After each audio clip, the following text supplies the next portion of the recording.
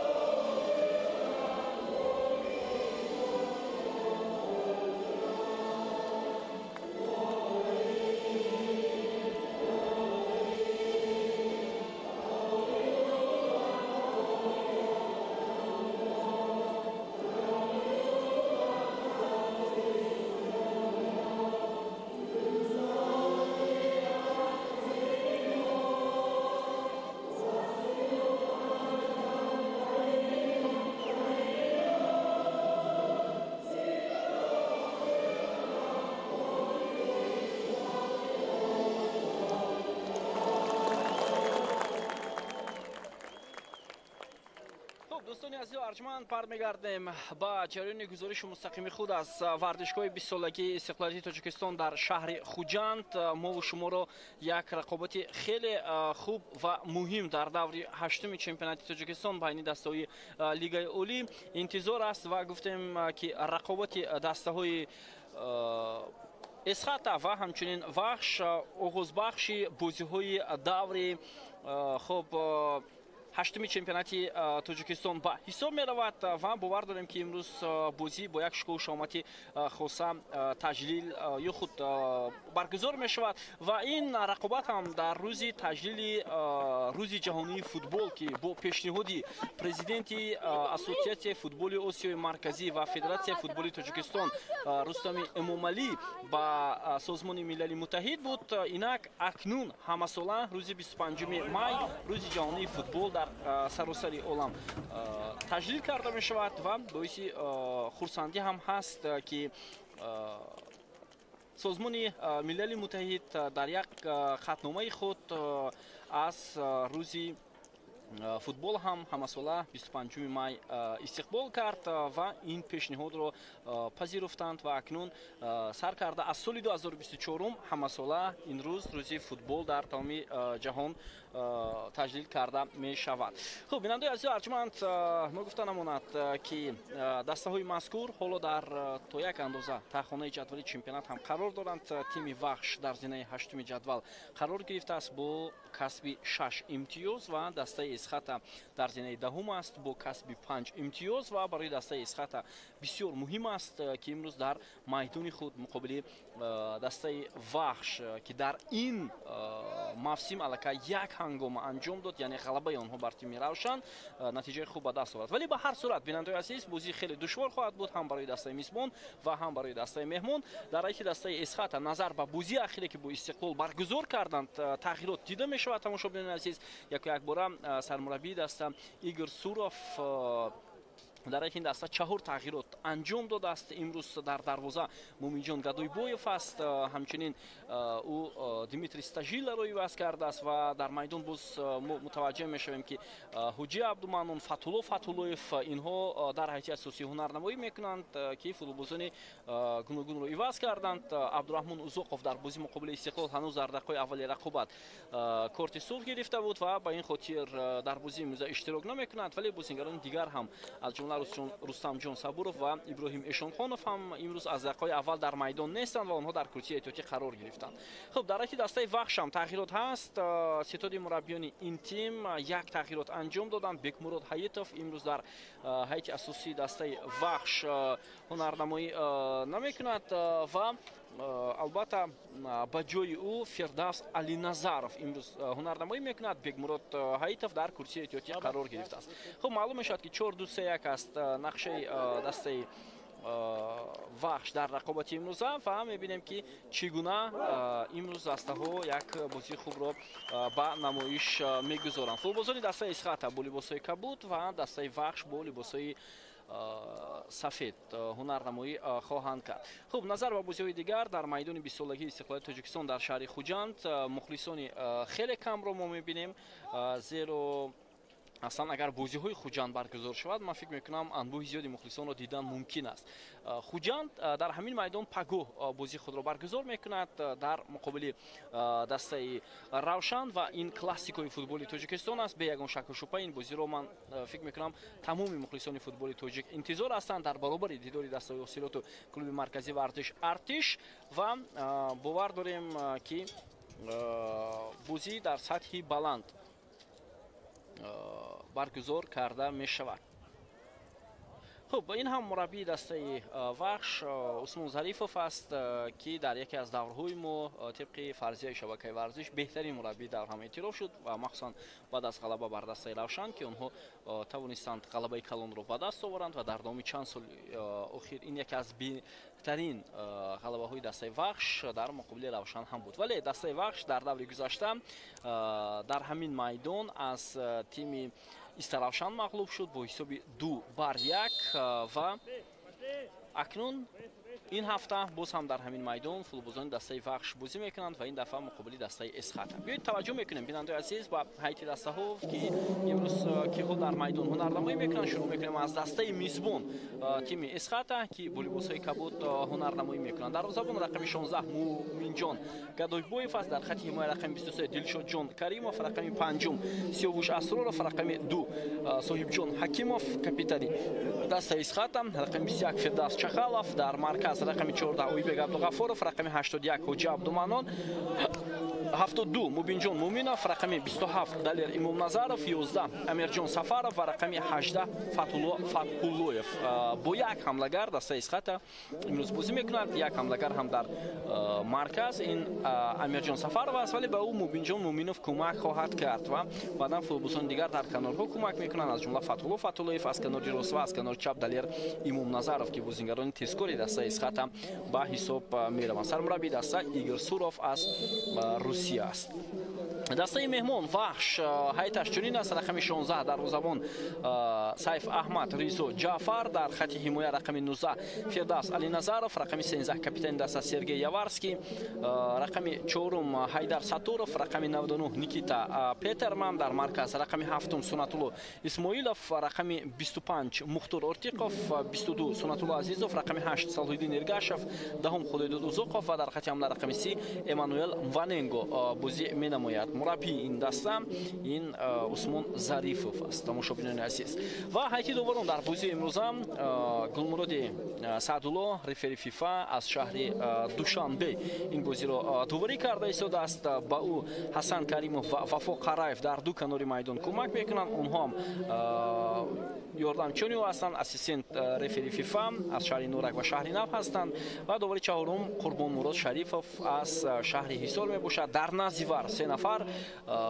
рефери ФИФА аз шаҳри Душанбе Саидҷон Зайниддинов, ассистент рефери ФИФА Фарҳод Хуралов ва ҳамчунин Шарифбек Нуриддинов фаъолият мебаранд ва ба ҳайати доварон ҳам барор мехоҳем дар бозии имрӯза ва бовар дорем ки бозии имрӯза бидуни баҳсу мунозира ба поён хоҳад расид.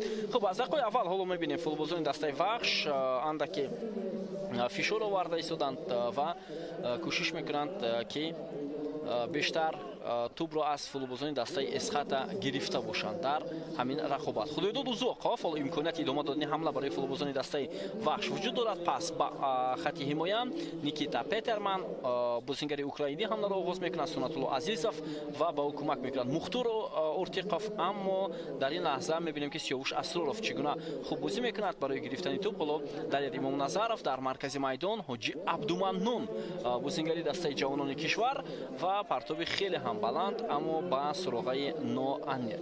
Хуб, воқеан ҳам агар ба бозиҳои дастаи эсхата дар мавсими имсола таваҷҷӯҳ кунем, бинандаи азиз, дарҳол мебинем ки натиҷаи бозиҳои дастаи эсхата чандон хуб нестанд, вале гуфта мешавад ки бозӣ ба бозӣ шояд натиҷаи ин даста беҳтар шавад. Қабл аз ин рақобат мо бо сармураббии дастаи эсхата Игор Суров ҳамсуҳбат шудем ва пурсон шудем ки сабаби ин қадар нокомиҳои дастаи эсхата, ки ҳарчанд интизор доштем тими мазкур мавсимро хеле хуб оғоз мекунад, ӯ гуфт бештар иваз шудани ҳайат ва рафтани қисме аз бозингарони асосии ин даста ба ҳисоб меравад ва ӯ итминон дод ки эсхата дар зудтарин фурсат метавонад боз баргардад ба натиҷаҳое ки қаблан нишон дода буд. Хуб, дар даври гузашта, дар даври ҳафтуми чемпионати мамлакат, футболбозони эсхата дар сафар бо ҳисоби калони 6-1 аз Истиқлол мағлуб шуданд ва аз ин пештар онҳо бо ҳисоби 2-0 аз Регар Тадаз мағлуб гардиданд дар даври шашуми чемпионати мамлакат. Ва дар даври панҷум бошад шогирдони Игор Суров бозиро дар майдони худ муқобили Равшан мусовӣ анҷом доданд 1-1. Онҷо ҳатто боз як бозингари эсхата корти сурх гирифта буд, Фирдавс Чахалов, вале ҳоло Фирдавс Чахалов омодааст ки бозиро идома диҳад. Ва натиҷаи хуб дошт, як натиҷаи хуб дошт эсхата дар мавсими имсола дар даври сеюм, ғалаба дар сафар муқобили Ҳосилот дар Фархор. Ин аз ҳама натиҷаи муҳимтарин дастаи эсхата дар мавсими имсола фикр мекунам то ҳоло ба ҳисоб меравад, вале бухту ва нокомиҳо хеле зиёд буданд, чун дар ин майдон ҳатто клуби маркази варзиш Артиш эсхатаро мағлуб кард бо ҳисоби 3-0. Ёдатон ҳаст, агар хато накунам, дар даври дуввум чӣ гуна дастаи эсхата мағлуб шуд ва дар даври аввал дар дерби Хуҷанд онҳо бо ҳисоби 2-1 аз Хуҷанд мағлуб шуданд. Умуман натиҷаҳо гуногун буданд ва ҳоло натиҷаҳои манфӣ аст барои дастаи эсхата. Хуб, таваҷҷӯҳ мекунем ба идомаи ҳамлаи дастаи вахш. Муфаненго дар дохили ҷаримагоҳ ҳоло имконият намедиҳад ба бозингарони дастаи эсхата, вале Ойбек Абдуғаффуров ин ҳолатро хеле хуб бартараф кард. Мубинҷон Муминов натавонист зуд пасро ба ҳамдастаи худ ирсол кунад. Ҳоло Ҳоҷи Абдуманнон дар маркази майдон ба ӯ кӯмак мекунад Далер Имомназаров. ҳоло идомаи ҳамлаи дастаи эсхатаро мебинем. Ойбек Абдуғаффуров рақобат барои ба даст овардани тӯб, аммо бозингари дастаи вахш Салоҳиддин Эргашев муваффақ намешавад. Амирҷон Сафаров ва инҷо бозингари дастаи эсхата дар ҳолати офсайд қарор гирифтааст дар ҳамин лаҳзае ки мебинед. Хуб, мо гуфтем ки бозии дастаи эсхата ва вахш оғозбахши рақобатҳои даври ҳаштуми чемпионати мамлакат аст ва ғайр аз ин мо пагоҳ 25 май дидори дастаҳои Куктош ва Истаравшанро мебинем ки ин бозӣ дар вардишгоҳи маркази Ҳисор баргузор мешавад ва ҳамчунин пагоҳ дар ҳамин вақту соат Хуҷанд бо Равшан дар ҳамин майдон бо ҳам рақобат мекунанд ва Ҳосилот бо клуби маркази вардиш Артиш дар ноҳияи Фархор.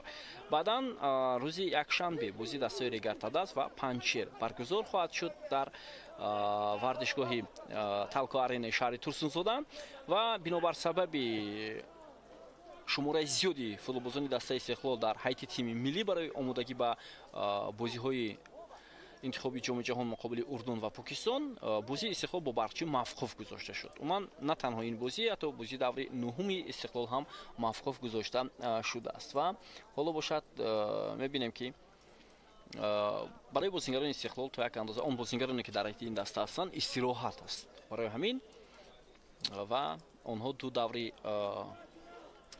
пешбинишударо баргузор нахоҳанд кард. Хуб, аут ба фоидаи футболбозони дастаи вахш Салоҳиддин Эргашев, Мухтур Уртиқов, Никита Петерман, Сергей Яворский Али Назаров. Партоби хеле ҳам баланд, вале инҷо дифогари дастаи Исхата Дилшод Каримов ин вазъиятро бартараф мекунад. Далер Имом Назаров хеле хуб мегузарад бозингари рақами 27 дастаи Исхата. Имконияти идома додани ҳамла барои бозингарони дастаи Исхата вуҷуд дорад. Ойбек Абдуғаффоров, Фирдавс Чахалов, партоби хуб ба Мубинҷон Муминов, аммо бозингари рақами 72 дастаи Исхата дар ин лаҳза хубтар ҳунарнамоӣ карда натавонист. Узоқов метавонад ҳамлаи дастаи Вахшро оғоз кунад. Эммануил Мваненго мавқеият меҷӯяд барои оғоз кардани ҳамла. Петерман, Азизов, моил мешаванд футболбозони дастаи Вахш барои идома додани ҳамла. Сунатулло Исмоилов пас ба Эммануил Мваненго ва бубинед ки чӣ гуна олӣ ҳунарнамоӣ мекунад легионери дастаи Вахш, аммо барои зарбазанӣ имконият пайдо накард. Вагарна гирифтани туп, қабули туп ва барои худ як мавқеияти зарбазанӣ пайдо кардан аз ҷониби Мваненго бисёр олӣ ҳам буд. Бинандаи азиз, Абдуғаффоров партоби хеле ҳам баланд ба Мубинҷон Муминов. Ҳоло довар ҳеҷ чиз ишора намекунад. Идомаи ҳамлаи дастаи Исхатаро мебинем. Пас ҷониби Амирҷон Сафаров, вале баъдан ҳолати офсайд инҷо ба қайд гирифта мешавад. тамошобинони азиз, яъне офсайд будааст дар ин лаҳза. бетаваҷҷӯҳ мекунем бори дигар ба ирсоли тубе ки аз ҷониби Ойбек Абдуғаффоров ирсол шуд.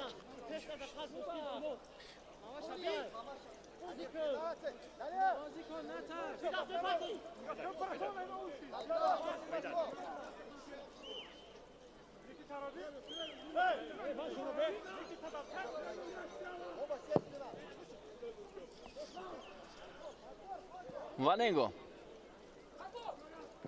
Сиёвуш Асроров ва дарвозабони дастаи Исхата ҳоло тӯбро дошта мегирад.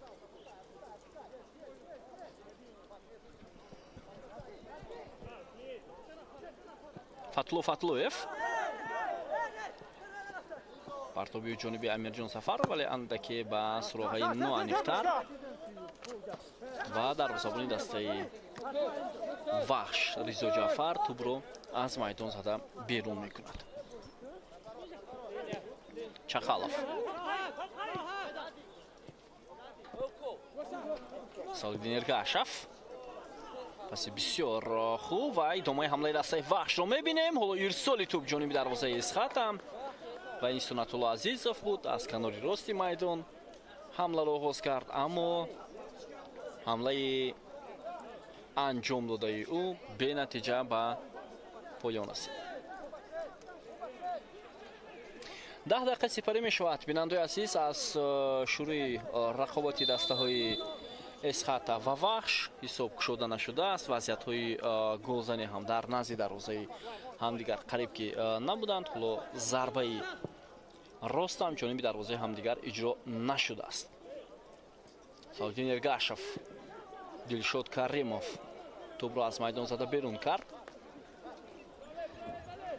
ва бо он тағйироте ки сармураббии дастаи Исхата анҷом дод, мо гуфтем Фатлоев ба майдон омад, Ҳоҷи Абдуманнон дар дарвоза ҳам тағйирот, шояд онҳо мехоҳанд натиҷаи хубтар ба даст оваранд. Амирҷон Сафаров, Ойбек Абдуғаффоров, Далер Имом Назаров аз канори чап идомаи ҳамлаи дастаи Исхата. бетаваҷҷӯҳ мекунем. Имом Назаров зарбаи ӯ ҷониби дарвоза ва Ризо Ҷаъфар дарвозабони эронӣ дастаи Вахш тӯбро дошта мегирад ва иҷозат намедиҳад. бисёр мавқеияти хуб буд барои Далер Имом Назаров, аммо Имом Назаров бештар бо пӯи чап зарбаҳои хуб иҷро мекунад. бо пӯи рост ҳам зарбааш бад набуд, вале дарвозабон тӯбро дошта гирифт. Имом Назаров, Салоҳиддин Эргашев, гузариши Эргашев ва аут ё зарбаи ҷаримавӣ. зарбаи ҷаримавӣ будааст ба фоидаи футболбозони дастаи Вахш.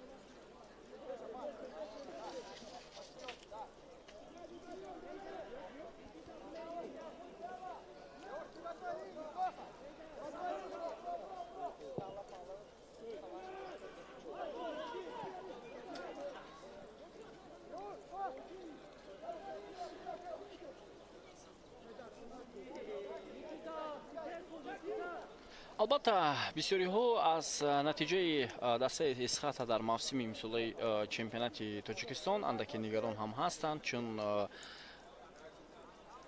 дар ҳайти даста футболбозони моҳир бозингарони дар гузашта соҳибноми футболи кишвар ҳунарнамоӣ мекунанд, аммо натиҷаҳо чандон хуб нестанд ва мебинем ки аз лиҳози бози дастаи исхата хеле хуб ҳам ҳунарнамоӣ карда метавонад ва бисёр албатта потенсиал ё худ истеъдоди хуб ҳам доранд, аммо натиҷаҳо чандон хуб нест ва фикр мекунам ки ҳама ин чиз хубтару беҳтар мешавад. Идомаи ҳамлаи футболбозони дастаи исхат, аввало партова ҷаримагоҳ Мубинҷон Муминов ва бисёр фурсати хуб муносиб, вале дар офсайд қарор доштааст ин бозингар.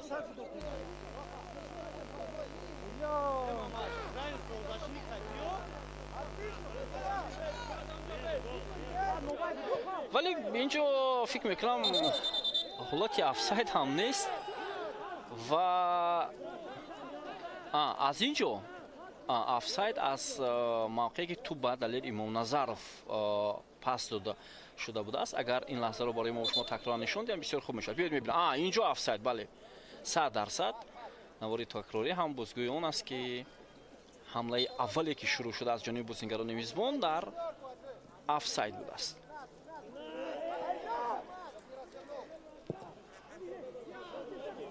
бо ту бозингарони дастаи исхат ҳам Имомназаров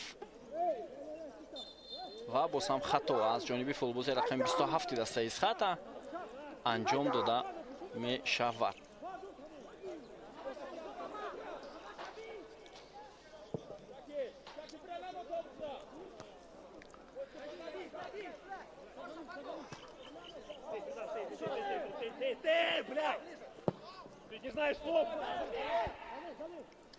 خب بولو دلیر امامنظرов боз ҳам тасмим мегирад ки ҳамлаи дастаи исхатро оғоз кунад. ҳоҷи абдуманнон пас ба канори чап Имомназаров вале натавонист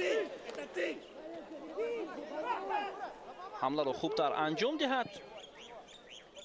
акнун ҳамлаи ҷавобии футболбозони дастаи вахш ва инҷо бархурди ду бозингар, аммо ҳеҷ чиз нест. Сунатулло Азизов ва Дилшодҷон Каримов ҳар ду мубориза бурданд барои гирифтани ту ва ту аз бозингари дастаи исхат аз майдон берун шудааст. ҳоло зарбаи кунҷӣ барои бозингарони дастаи вахш, аввалин зарбаи кунҷӣ дар бозии имрӯза.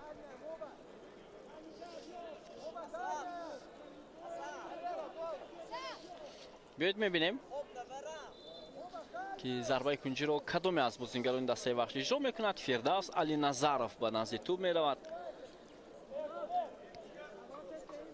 биёед таваҷҷӯҳ мекунем.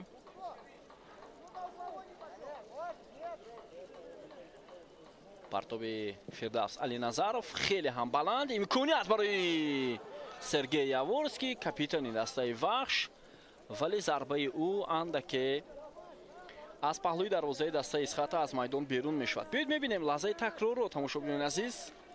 бисёр имконияти хуб барои бозингари украинии дастаи вахш. Соҳибҷон Акимов паси зуди нимуфизатгари дастаи исхата, ҳоло Мубинҷон Муминов имконияти идома додани ҳамла ҳаст ва муваффақ мешавад. Бозингар рақами 72 дастаи исхата барои гирифтани туб имконият ҳаст барои дастаи исхата. як юсуфро интизорем, вале инҷо хато сурат мегирад.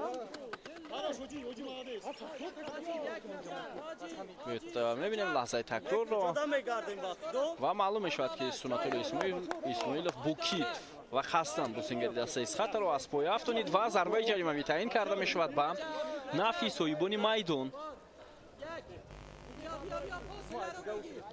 Далер Имомназаров ҳоло дар назди ту Ойбек Абдуғаффоров, Сиёвуш Асроров, Фирдавс Чахалов, Соҳибҷон Акимов ҳама дар дохили ҷаймиягоҳи дастаи вахш ҳузур доранд. аз бозингарони қоматбаланди дастаи мизбон ва мунтазири партоби Далер Имомназаров ҳастем.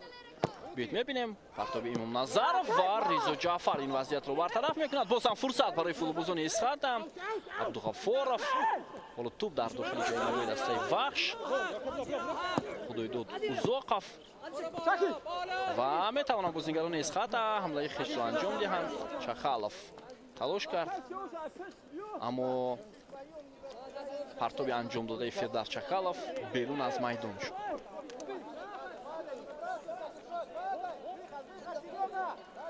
نیکیتا پترمن صلاحالدین ارگاشев پس خطای محافظتگری وحش حالا فتحالله توپ رو میگیرد و اکنون بازیگران دسته اسخط حالا توپ رو زیر نظارت خود میگیرد. من از تیم اسخط امسال نتیجه خیلی خوب رو انتظار هستیم، زیرا گفتیم که پتانسیلی دسته اسخط خیلی و خیلی زیاد است و دسته میتواند برای جایهای افتخاری در موسم امسال مبارزه برد. سنت‌الله اسماعیلوف بازیگر رقم 7 دسته وحش حالا میخواست توپ را راست به سنت‌الله عزیزов ارسال کند اما موفق نگردید. دلیر امام نظرов ولی تماشابینان عزیز تا یک اندازه البته مربیان دسته اسخط را هم فهمیدن ممکن است، چون که در فوتبال معاصر نه همیشه دسته‌ای که بهترین بازیگران را جمع می‌آورد نتیجه خوب به دست می‌آورند. برای همین شاید این مرحله هم پشت سر شود برای دسته اسخط. حتی با دسته‌های بزرگ فوتبال جهانی اگر متوجه شوید آنها بهترین هیئت رو دارند اما نتیجهشون چندان خوب نیست، اکثر آنها البته. و حالا اسخط هم بازیگران با استعداد دارد اما نتیجه ها چندان خوب نیست و تیم مذکور گفتیم در زینه دهم جدول قرار دارد و این فکر میکنم برای اون قدرتی که تیم اسخط در موسم امسال دارد جای مناسب نیست. اصلا با اون امودگی که دسته وحش با موسم امسال چمپیونات مملکت داشت، موقع اشغال کرده اونها زینه هشتم تا یک اندازه خوب هم هست و دسته وحش آهسته آهسته ببینید بازیش بهتر شده ایستاده است. ولی گپ سر آن که مربی نوی دسته وحش نیست، رهبریت دسته اسمی مربی نو را اعلام نکردند و دستور جون مومینوف که بعد از 3 دوره چمپیونات مملکت از وظیفه خود رفت، دیگر سرمربی نو به این دسته رو دعوت نشده است. مربیان محلی از جمله ظریف عثمانوف، مهراب زاوربکov فعالیت کرده ایستادند و با آنها پیش از همه دیرکتور کلوب فوتبالی وحش محسن محمدیف که تجربه مربیگی را دارد حتی در تیم ملی تاجیکستان کمک کرده ایستاده است و گفته می شود که دسته را بیشتر محسن محمدیف آماده کرده ایستاده است با بازی ها. دلشاد کریموف پرتاب بسیار خوب ولی اولین شده به توپ حمایتگری دسته وحش می رسد حیدر ستاروف. ولی در یک مدت کوتاه رهبریت دسته وحش توانستند یک چند بازیگر را به هیئت خود جلب کنند برای خوبتر و بهتر برآمد کردن در مرحله اولی چمپیونات. از جمله 2 نفر بازیگر از اوکراین دعوت شد، یک دروازه‌بان از ایران. ادامه حمله دسته اسخط پرتاب فتحالله ولی کسی نیست اینجا، مبارزه نمیبرند و فتحالله از این چیز هم نگران است که چرا بازیگرانی که در جریمه‌گاه هستند مبارزه برده نمیتوانند.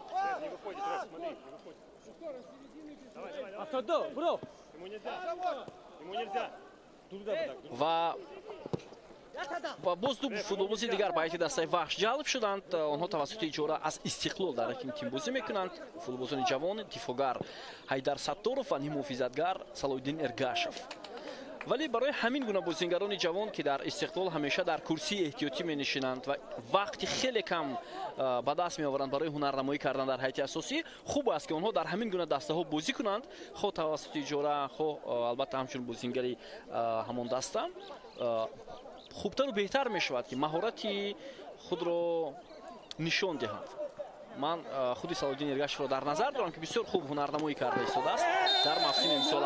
حالا برخوردی کاپیتان دسته وحش و دفاعگری دسته اسخط و اینجا گلمرد سعدالله ضربه جریمه‌ای تعیین میکند با فایده دسته میزبان و یواش که باشد از این چیز اعتراض دارد. به توجه میکنیم تو بالکای دور شده بود، فردوس چکالوف نمیتوانست حمله را ادامه دهد و یک رسیش باعث بر آن شد که گلمرد سعدالله ضربه جریمه‌ای تعیین کند با فایده فوتبالبازان دسته اسخاتا. در نزد توپ پولو دالر امام نظرов قرار میگیرد. شاید امیرجان سفرов هم آمادگی میگیرد برای زدن ضربه و بهترین فرصت برای بازیگران دسته اسخاتا در دقیقه 23 رقابت. تماشاگران عزیز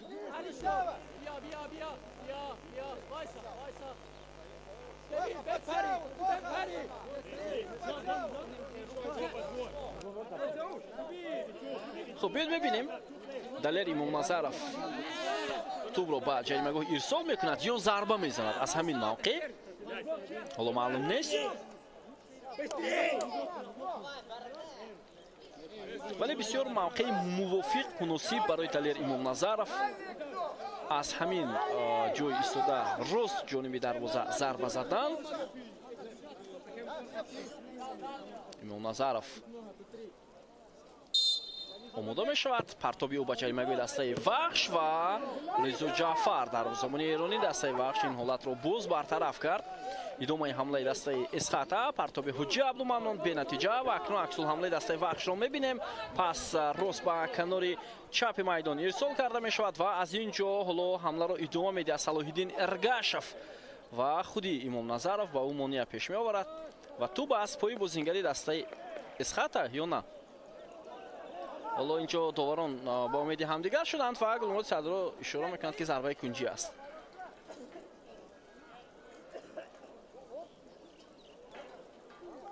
خب ضربه کنجی نوبتی برای تیم وحش این دومی ضربه کنجی است اگر خطا نکنم و حالا میبینیم که چگونه در این وضعیت توپ با بازی در آورده میشود. باز هم فردوس علی نظرов از کنج چپ میدان توپ را به جریمه‌گاه دسته اسخاتا روان می نماید.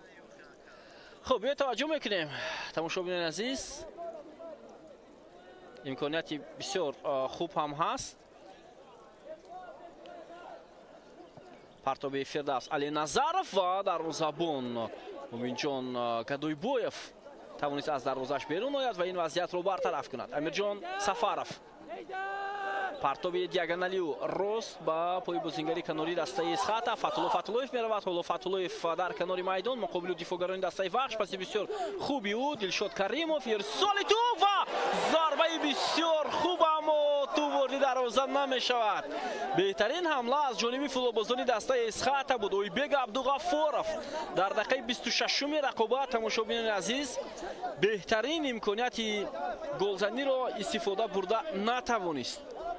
شانسی خیلی خوب، شانسی 100% برای دسته اسخاتا اما ضربه اویبگ عبدالغفورov از پهلوی دروازه از میدان بیرون گردید. کسی به او خلل وارد نکرد. تنها یک دفاعگر دسته وحش بود که از قفای اویبگ عبدالغفورov قرار داشت.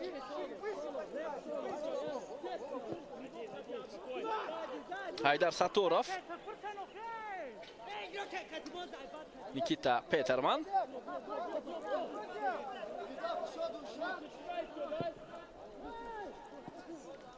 سنتالله عزیزов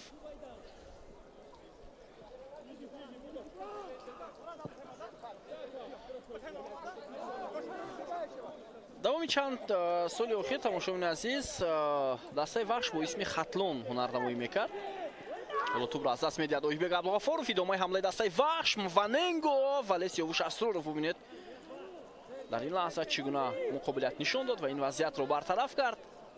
باز هم ادامه حمله وحش بود و به نتیجه و چند سال با اسم خطلون تیم وحش بازی کرد ولی امسال باز هم اسم تاریخی خود را صاحب شد. دسته وحش که از زمانهای قدیم از زمان تأسیس یابیش همین گونه نام را داشت. وحش واقعا همین یک اسم قدیمی در البته منطقه جنوبی کشور است. ва бисёре аз дастаҳои мо ё роҳбарияти онҳо нав мешаванд, дарҳол мехоҳанд ки исми дастаро нав кунанд, ҳарчанд даста тарихан бо ҳамон ном баромад мекард. ва албатта дар лигаи олӣ камтар аст, аммо дар лигаи якум хеле ва хеле зиёд. барои мисол тими Зарафшон аслан ҳоло 2 ё 3 сол шуд номгузорӣ шудааст бо номи Саразм. аммо Зарафшон ин исми таърихии бошгоҳи футбол дар Панҷакент аст. бояд исми асосии дастаҳо ҳамон тавре ки буд гузошта шавад. масалан бубинед Регар Тадаз, ин номи таърихии даста аст. собиқ ноҳияи Регар ки ҳоло шаҳри Турсунзода аст ва баъдан Тадаз, ин аслан исми тоҷикӣ нест бинандаи азиз. ин исми русия аст, вале бисёр хос аст. Регар Тадаз.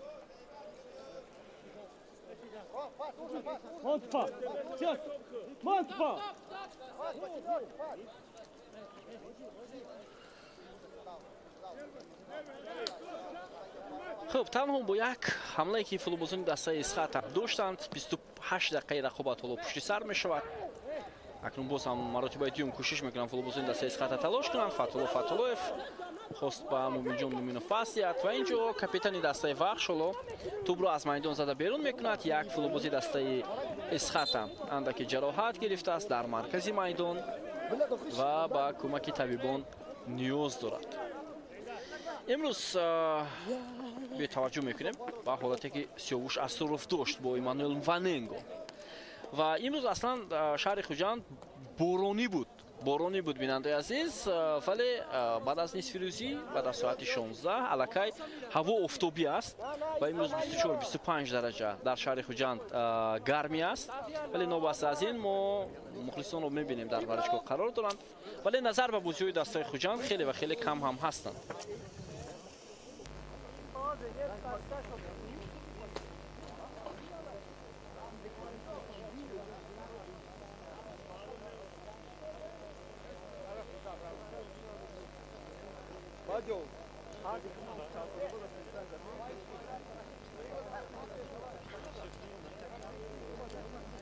خب حالا کمک رسانیده می شود با فوتبالبازی دسته اسخط هم و بازیگران احتیاطی هر روز دسته برای ما شما حالا نشان داده می شود. من در حیط دسته اسخط نظر به وحش شماره بازیگران خیلی و خیلی زیاد است. در دسته اسخط بازیگران صاحب نام هم خیلی و خیلی زیاد هستند که حالا در قطار بازیگران 90 پای قرار گرفتند، از جمله رستم صبورов هست اونجا، عبدالصمد صمدов، محمد شریف سعیدخواجه، سعیدی کووسچو، شوکتی حاتم، جهانگیر ارگاشев. اینها از جمله اون فوتبالبازانی هستند که در کرسی احتیاطی دسته اسخط قرار گرفتند.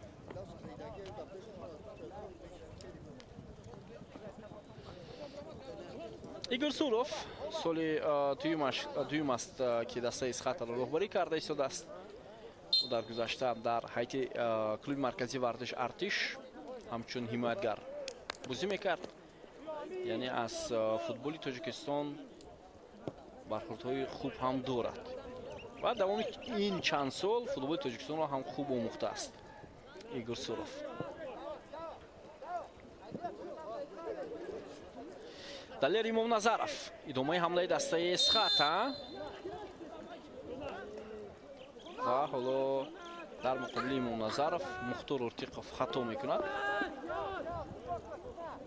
зарбаи ҷаримавии навбатӣ ба нафи дастаи Эсхата.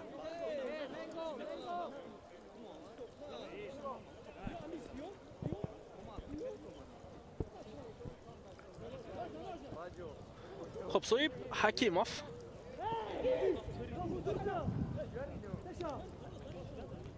амирҷон сафаров идомаи ҳамлаи дастаи Эсхата, як партоби дигар ва ин албатта ба Фатҳулло Фатҳуллоев буд ва Фатҳулло барои ин партоб изҳори қаноатмандӣ ҳам мекунад, вале дифоъгари дастаи Вахш аз ӯ пештар буд.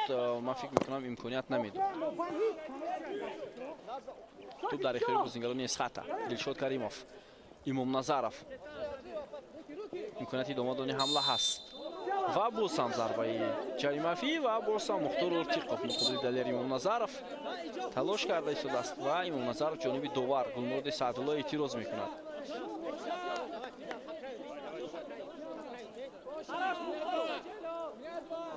میبینیم این مرتبه دوم است که نیمه‌فیزدگری وخش حالا نمیگذارد که بازیگری دسته از خط حمله رو ادامه دهد.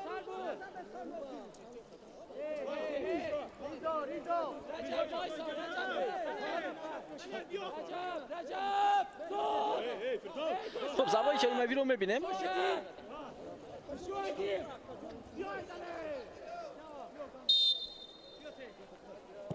پرتاب خیلی هم بلند و جریمه‌گاه و اینجا دروازه‌بان وحش توپ رو از دست داد و اگر خوبتر توپ به بازیگری از خط میرسید شاید بسیار امکاناتی مشکل میشد برای دسته وحش. به توجه میکنیم رضا جعفر موفق نشد و توپ به بازیگری دسته وحش رسید است یا از خط. اینجا داور اشاره کرد که توپ به بازیگری دسته از خط رسید است. سرگی اورسکی امکانات ادامه دادن حمله است. مختار ارتیقов توپ رو گرفت. نیکیتا پترمن سویب حکیموف خف و خطر رو برطرف کرد و مهمونان باز هم میخواهند به حمله خود آغاز بخشند. علی نظرov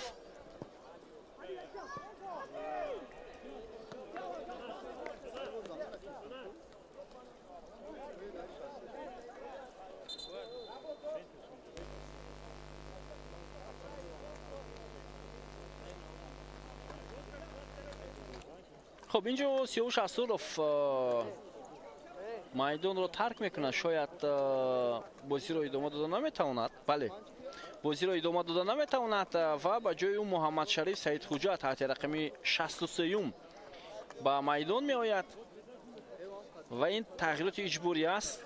اسداللov حالا بنابر سبب جراحتی برداشته‌اش ترک میدان میکند و اکنون در موقع سیاوش اسداللov کی بازی میکند؟ اینجا به نظرم اویبگ عبدالغفارov بازی میکند و در مرکز میدان بعدا محمد شریف سعید خوجا بازی مینماید.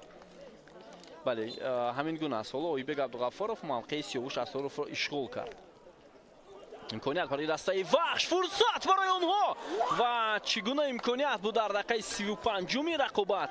صلاح‌الدین ارگاشov بسیار خوب توپ را اداره کرد و با پای چپ ضربه زد، اما ضربه صلاح‌الدین ارگاشov دورتر از پهلوی دروازه از میدان بیرون شد. ببینید در جریمه‌گاه چگونه تنها در مقابل سه فوتبالباز دسته از خط خوب بازی کرد. فوتبالباز رقم 8 دسته وحش.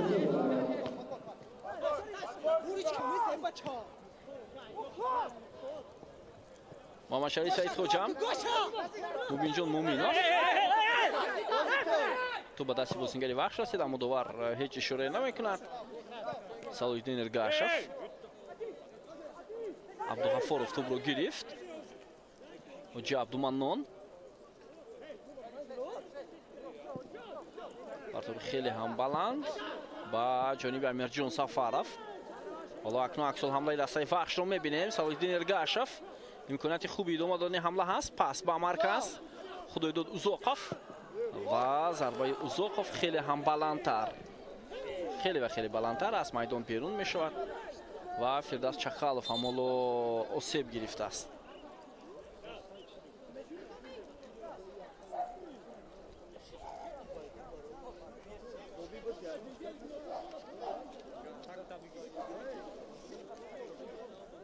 خب یه لحظه تکرار رو میبینیم. زمانی که خود رو به زمین هوا داد فردوس چخالov در همون لحظه آسیب گرفت اگر خطا نکنم.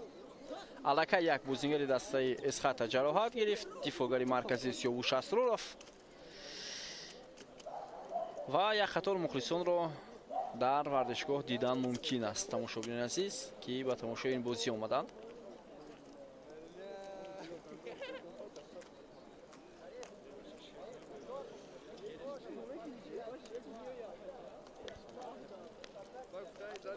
خب به هر صورت من فکر میکنم با اون تغییراتی که در حیطه دسته از خط انجام شد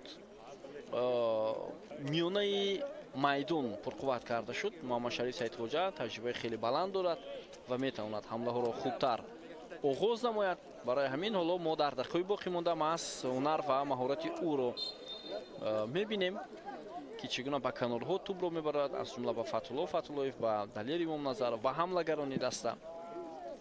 аз нимуҳофизатгарон ҳам бисёр чиз вобастагӣ дорад.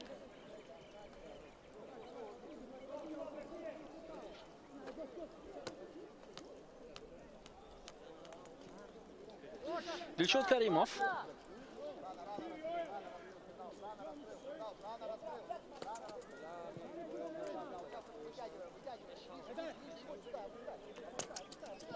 Гадойбоев Ойбек Абдуғафоров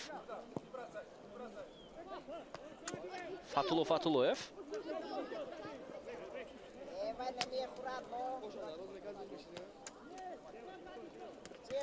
Соҳибҷон Ҳакимов ҳоло пас ба Амирҷон Сафаров ирсол мешавад ва дифоъгари дастаи вахш ин вазъиятро бартараф кард. Далер Имомназаров имконияти идома додани ҳамла барои футболбозони дастаи Исхата вуҷуд дорад. Амирҷон Сафаров пас ба Муҳаммадшариф Саидхоҷа Каримов Ҳоҷи Абдуманнон идомаи ҳамлаи дастаи Исхата, вале паси нимуҳофизатгари Исхата чандон хуб набуд.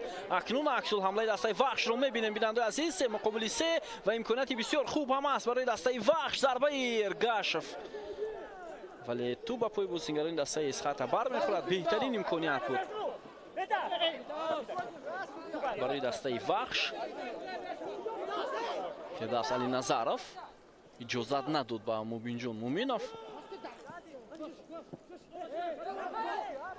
Тубравои Муҳаммадшариф Саидхоҷа идомаи ҳамлаи дастаи Исхата Ҳоҷи Абдуманнон Соҳиб Ҳакимов ва бозингарони дастаи вахш аз ҷумла Ҳайдар Сатторов бисёр хуб бозӣ мекунанд. дифоъгари марказии ин тим Узоқов Фатҳуллоев тӯбро аз ӯ мегирад ва фиреб медиҳад.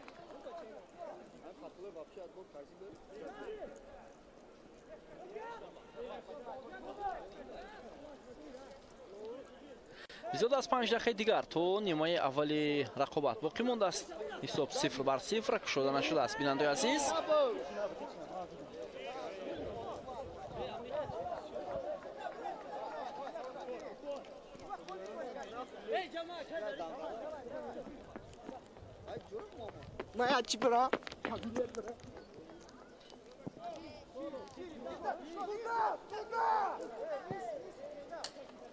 Алиназаров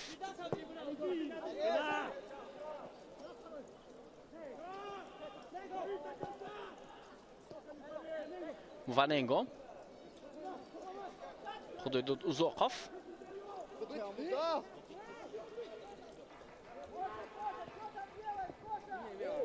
Худойдод Узоқов тӯбро ба Эммануэл Ваненго ирсол кард ки ба ҳамлагари дастаи вахш имконият надоданд.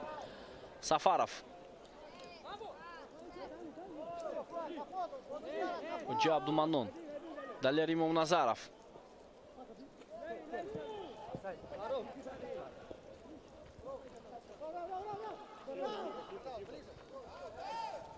Ризо Ҷаъфар пас ба маркази майдон рост ба пӯи Муҳаммадшариф Саидхоҷа рафт. Чакалов имконияти идома додани ҳамла ҳаст ва зарбаи Фирдавс Чакалов мубориза мебаранд футболбозони дастаи вахш ва Амирҷон Сафаров хато мекунанд.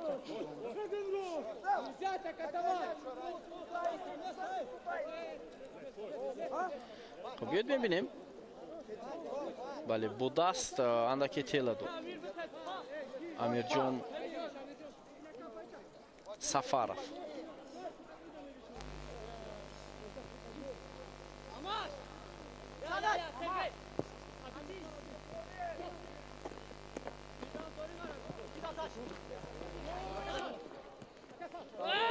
имконияти хуби идома додани ҳамла барои Фатҳуллоев вуҷуд дошт.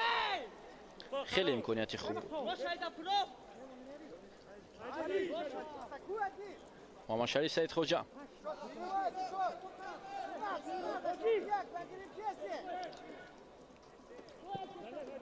امکانیتی ادامه دادن حمله برای فوتبالبازان دسته اسخط وجود دارد. پس در امامنظرov بسیار عالی. کریمov و бубинед ки чӣ гуна бозингарон қафо мемонанд ва боз ҳам офсайд ба қайд гирифта мешавад дар ҳамлаи дастаи Эсхата.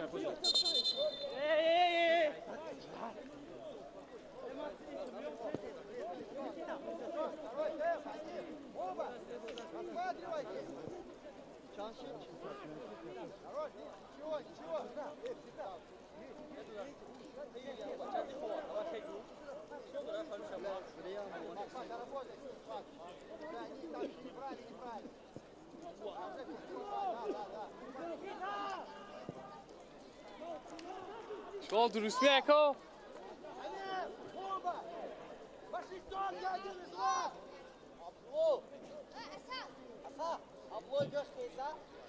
خب اگر دسته اسخاتا در بازی امروزم در بازی خانگی خود مقابل تیم وحش نتیجه خوبی گرفته نتواند اونگاه این میتواند تا یک اندازه بد باشد. خیر از پیروزی تیم میزبان دیگر هیچ چیز خانه نخواهد کرد. ولو پس با فتولویف امکانیت برای فتولویف و توپ را گذرانید. پنالتی. فتولویف توپ را از دروازه‌بان گذرانید. از دروازه‌بان دسته وحش و داور پنالتی تعیین میکند با دروازه دسته وحش. فتولویف بسیار عالی هنرنمایی کرد. بیاید توجه میکنیم با لحظه تکرار دیر کرد دفاعگری دسته وحش و در این لحظه ریزو جعفر ببینید بله پنالتی به خاطر اون که پایش رو گذاشت و فتولویف رو از پای افتانید و ضربه 11 متره خودی بازیگری جعبدیده فتولویف این ضربه رو اجرا خواهد کرد. بازیگری 34 ساله دسته اسخاتا شاید از همون بازیگری نه از همون بازیگری کلانتر در بازی امروز نیست. از همون بازیگری کلانتر سال خورده این سرگی یاورسکی کاپیتانی دسته وحش می باشد بیننده عزیز که 36 سال دارد. فتولویف 34. خب در مقابل فتولویف قرار میگیرد سیف احمد ریزو جعفر در زبان دسته وحش. به توجه میکنیم تماشا بیننده عزیز تماشا میکنیم که چگونه ضربه اجرا کرده می شود. برای دروازه‌بان هم بسیار مهم است که در مقابل ضربه فتولویف موفق شود و برای فتولو هم مهم است که اولین گل خود در موسم امسال چمپیونات تاجیکستان به هدف رساند. خب بیاید میبینیم والا آماده می شود فتولویف ولی داور فکر میکنم تا یک اندازه حالت پنالتی رو سنجیده ایستاده است. از اتاق داوران وار با او دستور میدهند ولی فکر میکنم اجازه داده شد که ضربه باید اجرا کرده شود. بیاید میبینیم فتولویف در مقابل ریزو جعفر. ضربه فتولویف و دروازه‌بان گل. دروازه‌بان برمیگرداند و بعدا فتولویف دوباره ضربه رو جانب دروازه ارسال میکند و حساب رو 1-0 مینماید در دقیقه 45 رقابت. اما میدونه چیزی دیگر اون است بیننده عزیز که دفاعگران دسته وحش دیر کردند فتولویف اشتباه خود را اصلاح کرد و دروازه‌بان باشه از ضربه رو بسیار خوب برگردانیده توانست. 1-0. بیا توجه میکنیم.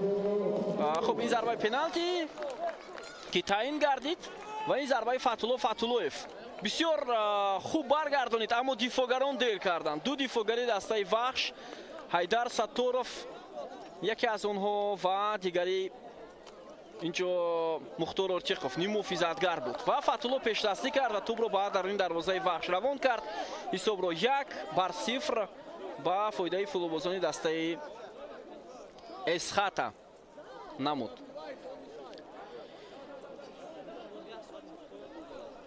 و این فکر میکنم که بسیار مهم بود برای دسته اسخاتا که در نیمه اول با پیش برآیند. فتولویف و اینجا توپ در اختیار بازیگران دسته وحش. Фатулоев 2 дақиқа илова карда шуд ба нимаи аввали рақобат.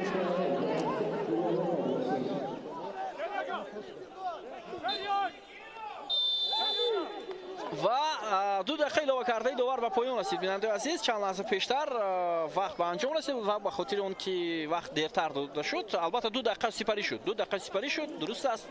Ва довар ҳам садои иштакашро кашид ва нимаи аввал ба анҷом мерасад. Тамошобини азиз, бо ҳисоби 1-0 ба фоидаи футболбозони дастаи Эсхата. Муаллифи гол аз пеналтини аз ҷараёни бозӣ Фатулоев аст ва бо ҳамин дастаи Эсхата ба пеш мебарад ва ҳамин тариқ баъд аз истироҳат нимаи дуввум шурӯъ хоҳад шуд. моро тарк накунед бинандаи азиз ва баъд аз чанд лаҳза бармегардем ба нимаи дуввуми рақобат миёни дастаи Эсхата ва Вахш. бо мо бошед.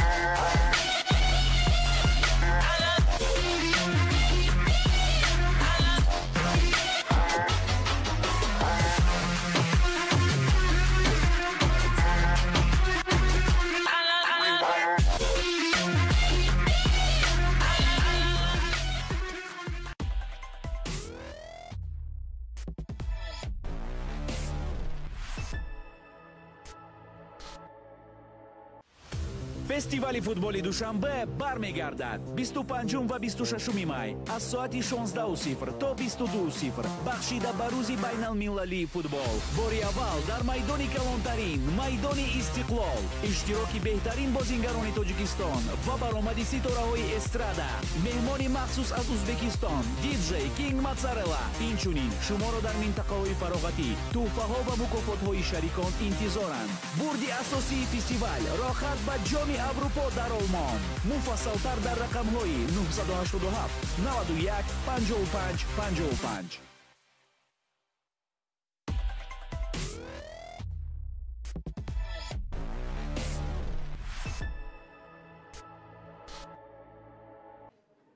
در ترسیده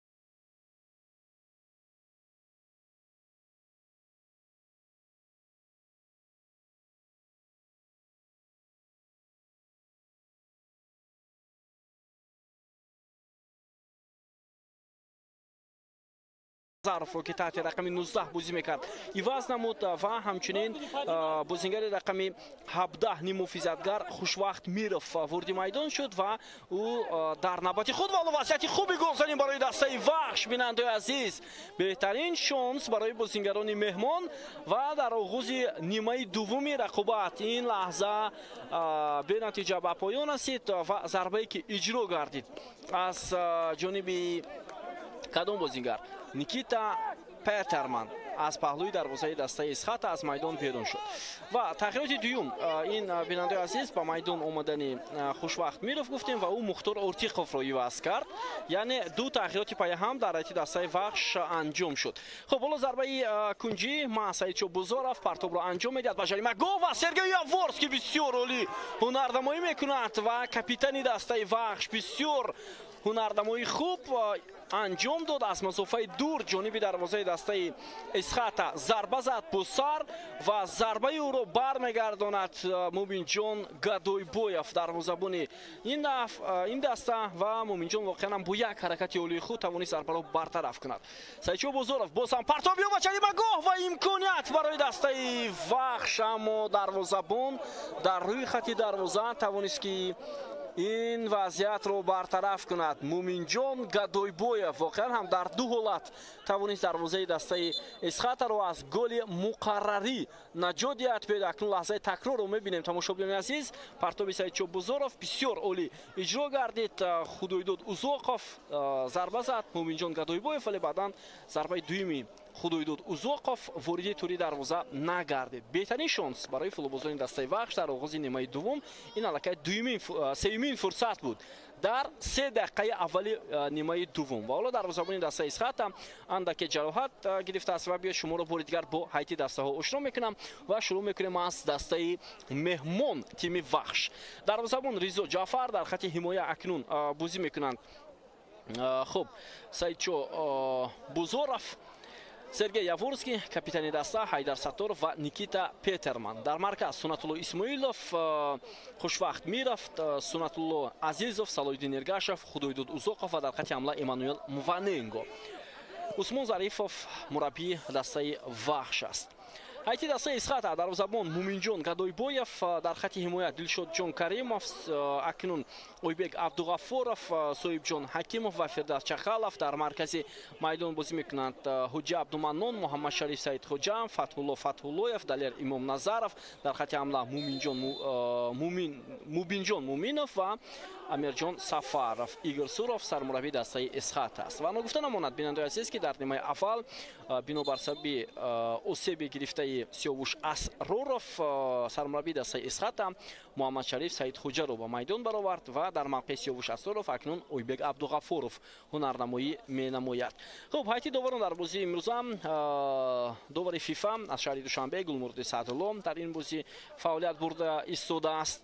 Ҳасан Каримов ва Вафо Қараев ба онҳо ба ӯ кӯмак мекунанд, яъне ба Гулмуроди Саъдулло ва боз довари чаҳорум Қурбонмурод Шарипов аст. Хуб, Муҳсин Муҳаммадиев дар экранҳои мову шумо ва гуфтем кори асосиро дар ҳайати дастаи Вахш маҳз директори клуб Муҳсин Муҳаммадиев иҷро карда истодааст, яъне вазифаи мураббиёнро худи ӯ иҷро карда истодааст. Омода кардани бозингарон, ҷобаҷогузории тактикӣ, иваз кардани бозингарон дар бозиҳо бештар ба доши Муҳсин Муҳаммадиев равон карда шудааст ва маъмул аст ки ба ӯ Усмон Зарифов ва Меҳроб Заурбеков дар ситоди мураббиёни дастаи Вахш кӯмак менамоянд. ҳоло бо ту босам футболбозони дастаи Вахш маълум мешавад ки баъд аз нимаи аввали рақобат бо дастурҳои мураббиён футболбозони Вахш бештар таваҷҷӯҳ мекунанд ба хати ҳамла ва аллакай дар 3 дақиқаи аввал 3 фурсати хуб ба миён оварданд. Мебинем ки дар дақиқаи баъдӣ чӣ гуна имконият ба миён меоранд футболбозони дастаи Вахш. Сергей Яворский партоби хеле хуб ба канори чапи майдон, идомаи ҳамлаи дастаи Вахшро мебинем. Худойдод Узоқов, фурсати бисёр хуб ҳаст барои бозингари рақами 10 дастаи Вахш. Саидшоҳ Бузоров ба ӯ кӯмак мекунад. Як ирсоли ту ба ҷаримагоҳ. Сунатулло Азизов, Никита Петерман, ирсоли ту ба маркази майдон. Ҳайдар Сатторов, Саидшоҳ Бузоров. боз ҳам имконияти идома додани ҳамла ҳаст. حالا بیاید توجه میکنیم.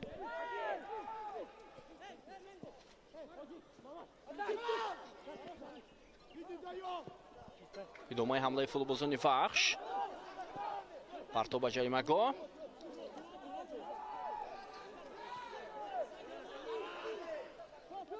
سعید بازارف و مقابل او خطا صورت گرفته است.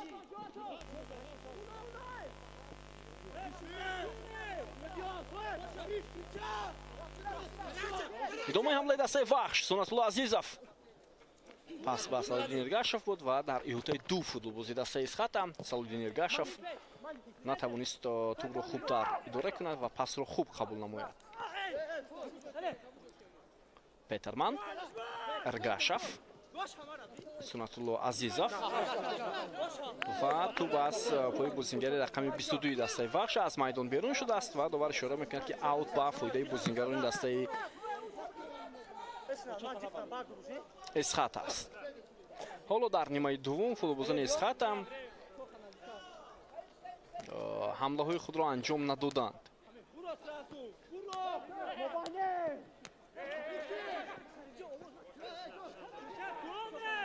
نیکیتا پترمن،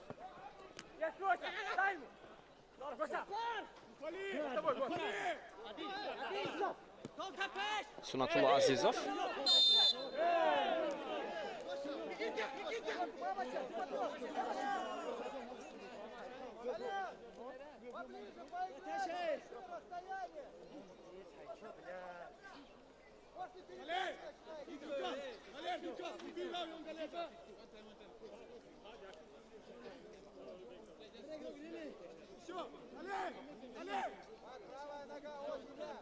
خب ضربه جریمه‌ای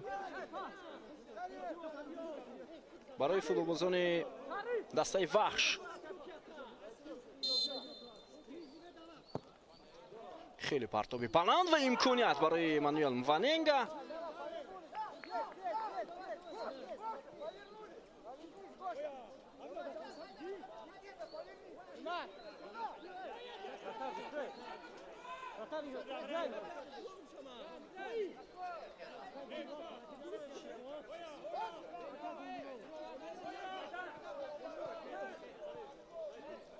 و چنین فرصت هایی که بازیگران دسته وحش به میان آورده ایستادند گویی از اون است که دسته در نیمه دوم میخواد در زودترین فرصت حساب را برابر کند. خیلی زیاد تلاش کرده ایستادند. فتولویف، فردوس چکالов، ادامه حمله دسته اسخط هم حجی عبدالمنان، فتولویف، مبینجان مومینов، فتولویف، پرتابی به جریمه‌گاه و امکانیت خوب هم بود برای بازیگران اسخط. محمد شریف سیدخوجا، چکالов، پرتابی دیاگونال بسیار خوب و دقیق بعد علی امام نظرов. امام نظرов حمله رو میتواند ادامه دهد. پرتابی او و امرجان سفارov. بهترین امکانیت برای دسته اسخط بیننده عزیز. اکنون بازیگران اسخط بیشتر با توپ هنرنمایی کرده ایستادند. علی امام نظرov خیلی خوب توپ را زیر نظارت خود میگیرد. محمد شریف سیدخوجا امکانیت ضربه زنی برای او و ضربه او هم به سرگئی یاورسکی برمیخورد. کاپیتانی دسته وحش. ادامه حمله دسته اسخط. مبینجان مومینов امکانیت هست برای بازیگران اسخط. امام نظرov پرتاب به جریمه‌گاه و امرجان سفارov خیلی خوب حرکت کرد برای ضربه زنی اما به توپ خوبتر رسیدن نتوانست بازیگر رقم 11 دسته اسخط.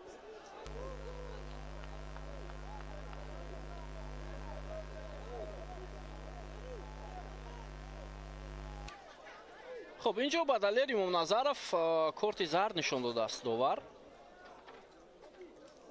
پرتابی او رو ببینید چگونه اولی، ولی به نظرم افساید هم بود به نظر من، ولی مهم نیست. مهم اون که یک حمله خوب رو امیرجان سفارov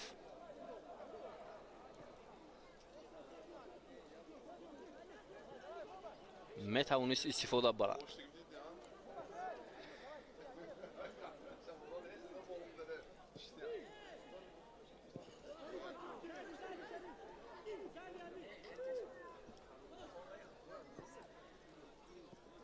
Fatulov.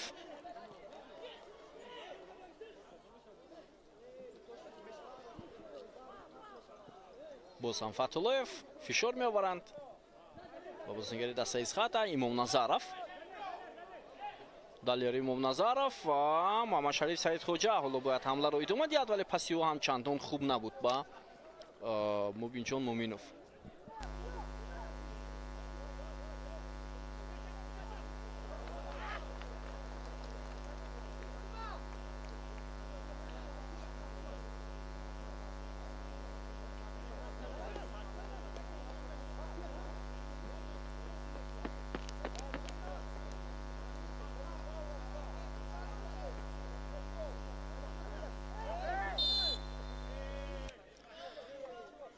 Сунатулло Исмоилов ҳоло аз пои афтид немуҳофизатгари дастаи Вахш ва бетаваҷҷӯҳ мекунем акнун ба ҳамлаи ҷавоби бозингарони дастаи Вахш. Ҳайдар Сатторов, Сергей Яворский,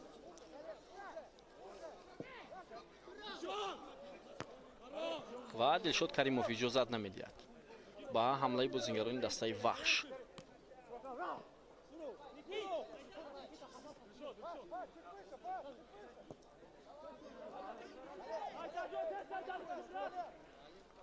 имконият ҳаст барои бозингарони дастаи Вахш ки бештар тӯбро зери назорати худ гиранд.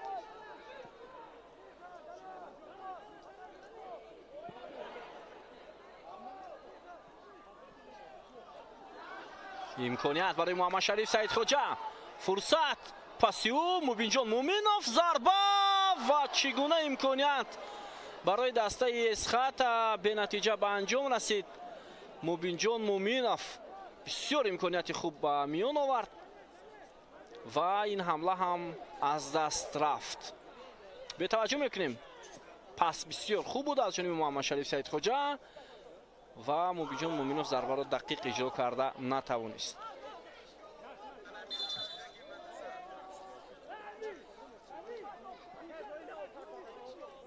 خب برخورد محمدشریف سیدخوجه و همچنین سنت‌الله عزیزов.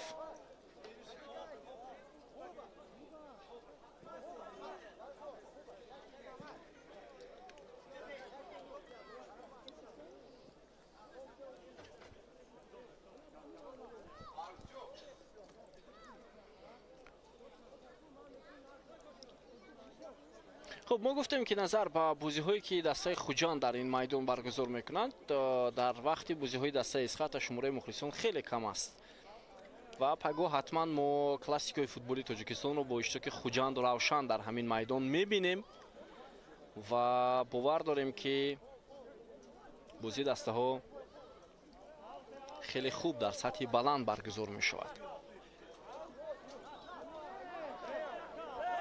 خب اینک 15 دقیقه سپری شده ایستاده است از آغاز نیمه دوم رقابت. دلشاد کریمов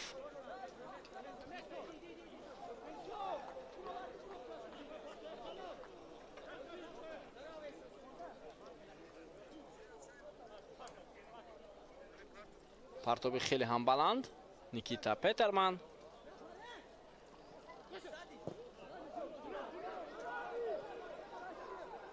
و اینجا نفهمی میانی دروازه‌بان و همچنین دیفوگر حیدر ستارов و رضا جعفر، ولی به هر صورت این چیز برای بازیگران مهمان با خوبی انجام یافت. فاننگو، صلاح‌الدین ارگاشев بازیگران اسخات هم تلاش میکنند که حمله های خود را انجام دهند. موبینجان مومینوف از کنار چپ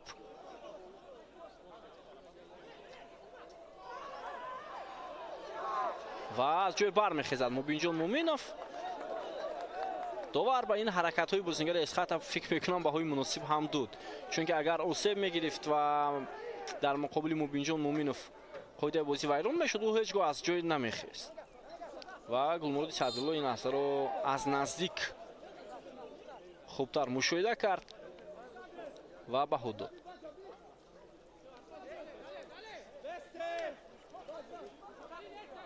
خب البته دسته وحش یک امتیاز زیادتر دارد از تیم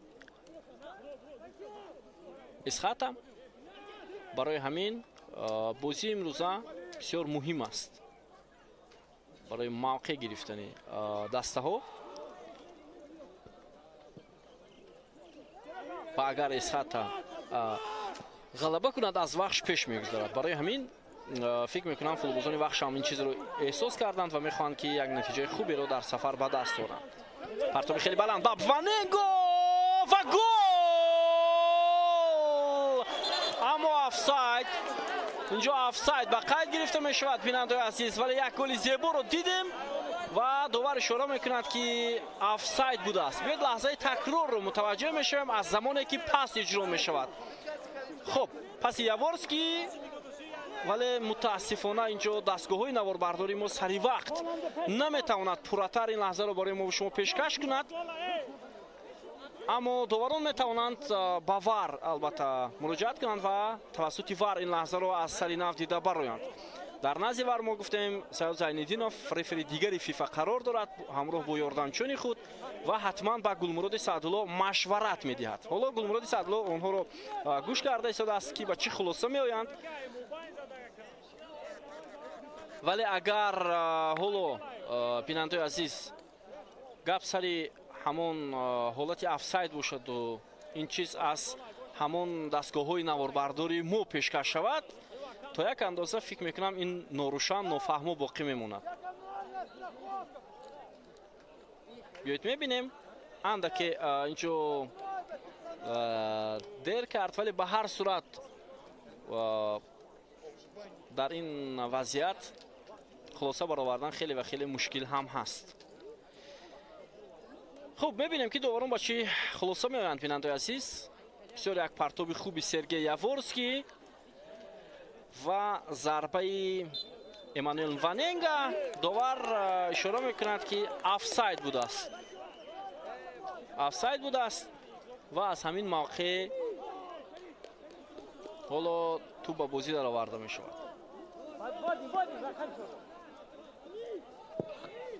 اویبک عبدالغفورов، ولی بسیار یک ضربه خوب زد امانوئل واننگا.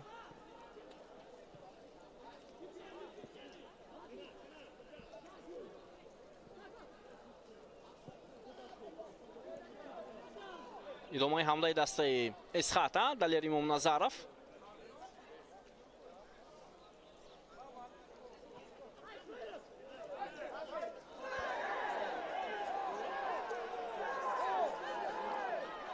اینجا برخورد با اشتراک بازیگری دسته وحش و فوتبالبازی اسخط.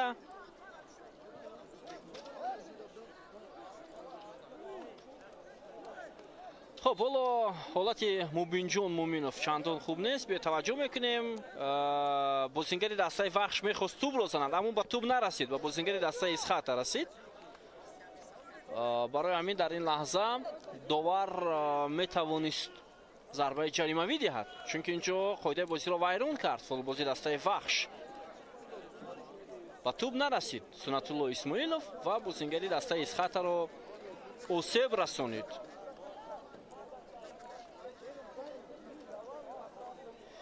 امانوئل واننگا نفری که در بازی روشن در جام کنفدراسیای فوتبال آسیا یک گل زیبا زده بود، اینجا هم میتوانست مؤلف گل زیبا باشد، اما معلوم شد که در آفساید بوده است.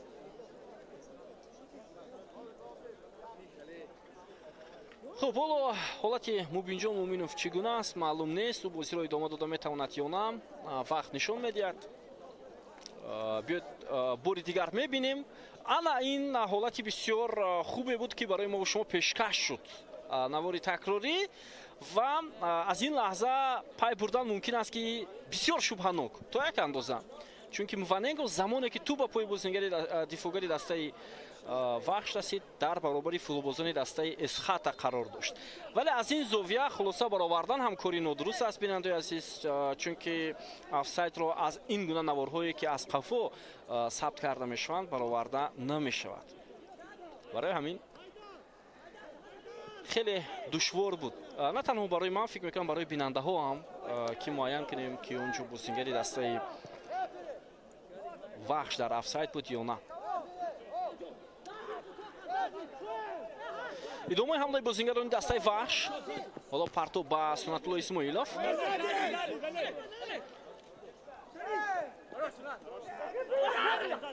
идомаи ҳамларо мебинем. Сунатулло Азизов ва инҷо тӯбро зада берун мекунанд бозингарони дастаи Схата.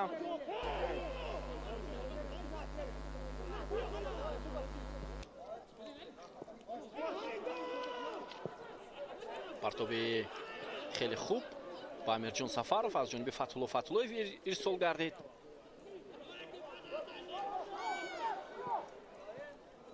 боз ҳам имконияти хуб буд. як фурсат барои Мубинҷон Муминов. имконияти зарбазанӣ барои ӯ ҳаст, вале партоб анҷом медиҳад. зарбаи кунҷӣ ба фоидаи дастаи Схата. нафаре ки чанд лаҳза пеш шосеб гирифт, ҳоло метавонист як имконияти хуби голзаниро ба миён орад. хуб, дар ҳайати дастаи Схата бозингар иваз карда мешавад пеш аз иҷро кардани зарбаи кунҷӣ. ва инҷо ба майдон бозингари рақами 62 Ҷаҳонгир Эргашев, футболбозе ки барои ҳаводорони футбол ошно ҳаст, ва Рустам Сабуров ду кас ба майдон меояд. хуб, як Ҷаҳонгир Эргашев фикр мекунам Мубинҷон Муминовро иваз мекунад ва хати ҳамлаи дастаи Схат ҳоло боз пурқувваттар мешавад бо омадани Ҷаҳонгир Эргашев ва бозингари рақами 8 Рустам Сабуров киро иваз мекунад. ҳоло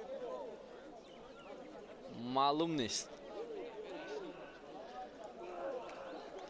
хуб, инҷо Фатҳулло Фатҳуллоев ҳам иваз мешавад бинандаи азиз ва ба ҷои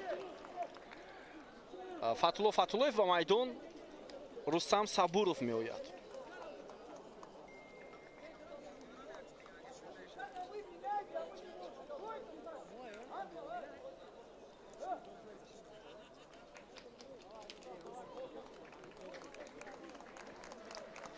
خب دو تغییرات مؤلف گل فتح‌الله فتح‌الله‌یف هم بعد از 68 دقیقه هنرنمایی از میدان گرفته شد. حالا ضربه کنجی امکانیت برای دسته سخت و رضا جعفر توپ رو داشته میگیرد. بیننده عزیز امکانیتی با حمله رفتن هست. جهانگیر ارگاشف پرتابی او با دست سنت الله اسماعیلوف رسید و ضربه جریمه‌ای.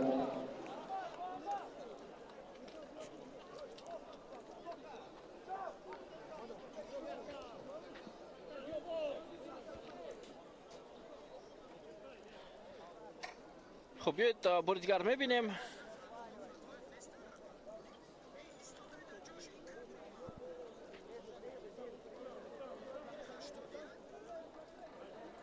اینجا بیننده عزیز تغییرات به جای فتح‌الله فتح‌الله‌یف نیست، به جای بازیگر رقم 81 حاجی عبدالمنون انجام شده است.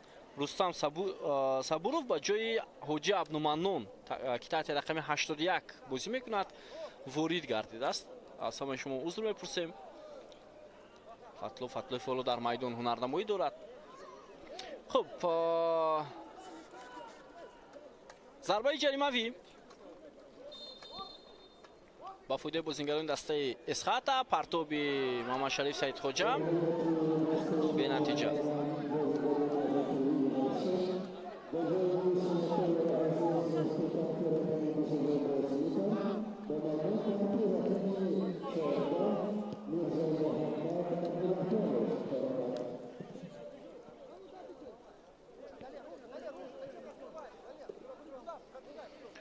سایچو بزرگف خوشوقت میرفت. سایچو بزرگ در مرکز میدان بازی دارد.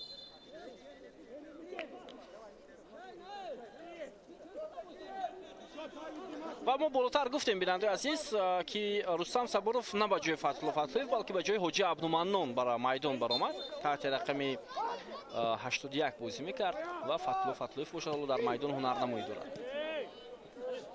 دلیر امام نظرف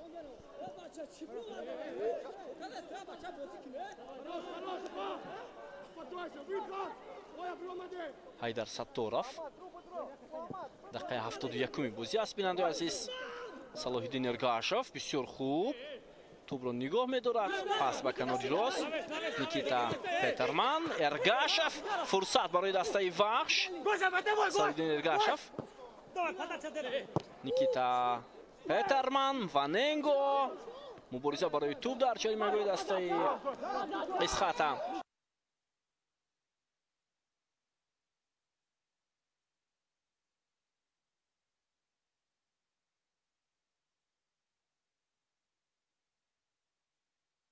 گل.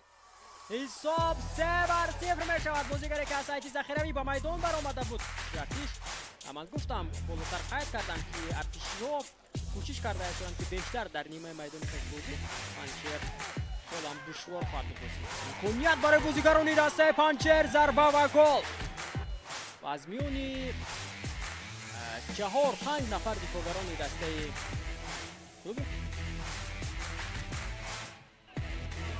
پس با شیرزاد محمدیف ادامه حمله دسته رگارتاداز و گل. حساب شده میشود در دقیقه 50 رقابت. شیرزاد رگارتاداز روان. خب پس شرف صالحوف ارسال توپ از جانب شیرزاد محمدیف بسیار خوب و او توانست توپ را به کنج دروازه میدهد. نیم محافظتگری دسته بخش ادامه حمله رگارتاداز ضربه و گل. حساب در دقیقه 61 رقابت دسته رگارتاداز از تبیروهی ضربه بازیگری دسته رگارتاداز شوند و توپ راست بعد این دروازه روان کرده شد.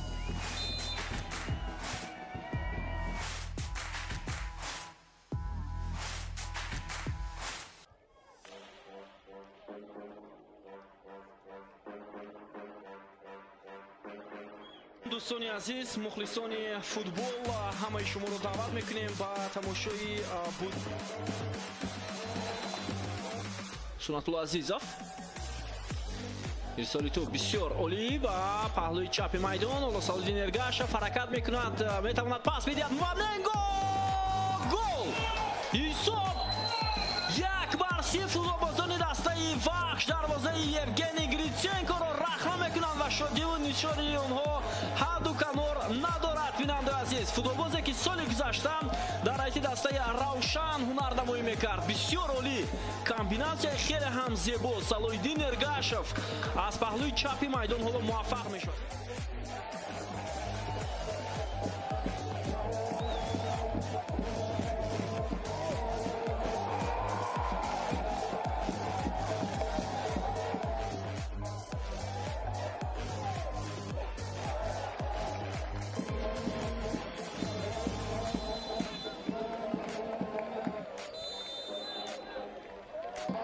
و پس خطای نیم محافظتگری دسته روشن ادامه حمله دسته وحش رو میبینیم. بیا توجه میکنیم با حمله پرتو و گل.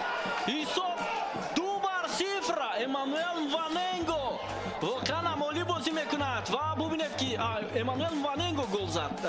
خدای دو زوقف گل نزده است، اینجا کمی شاید خطا شد. به هر صورت بیننده عزیز، فوتبالبازان دسته وحش توانستند حساب رو 2-0 نمایند و واننگو در دقیقه 55 رقابت موفق شد.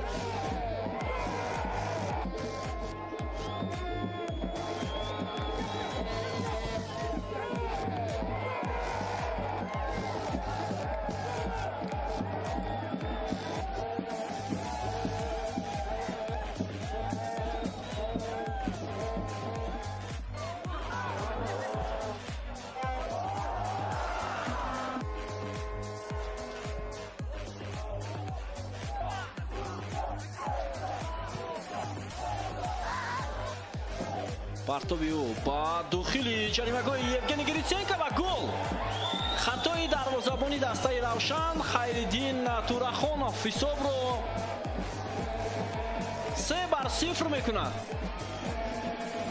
Ва ин фикр мекунам поёни ин рақобат ҳам ҳаст. Зарбаи кунҷӣ ва Евгений Гриценко хато мекунад ва тӯбро ба дар ин дарвоза ҳисоб менамояд Хайриддин Турахонов.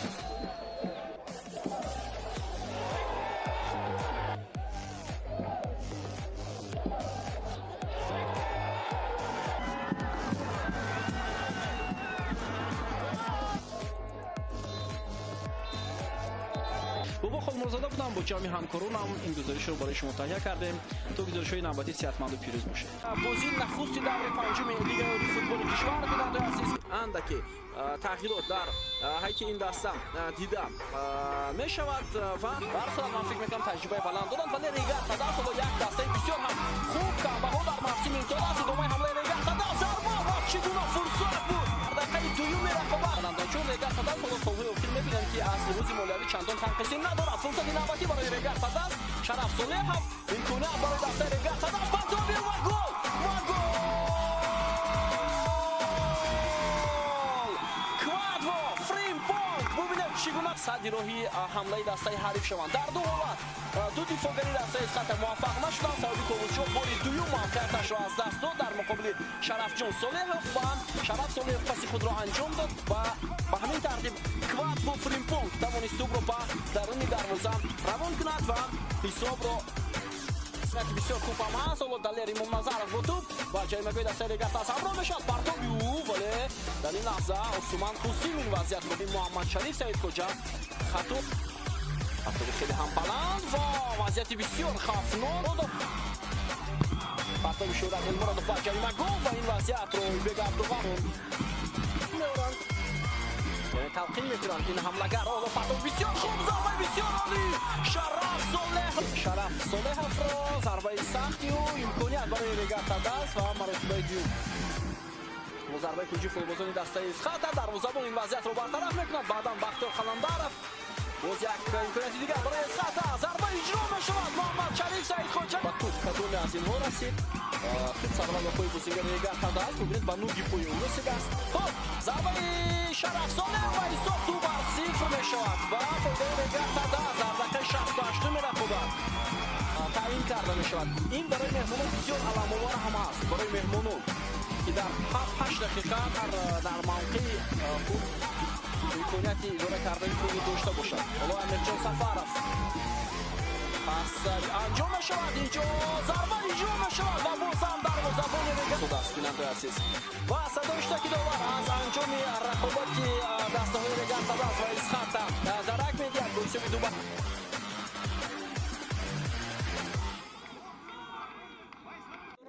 футбол ҳамаи шуморо даъват мекунем ба тамошои оғози рақобати дастаҳои клуби марказӣ ва Артиш ва Вахш.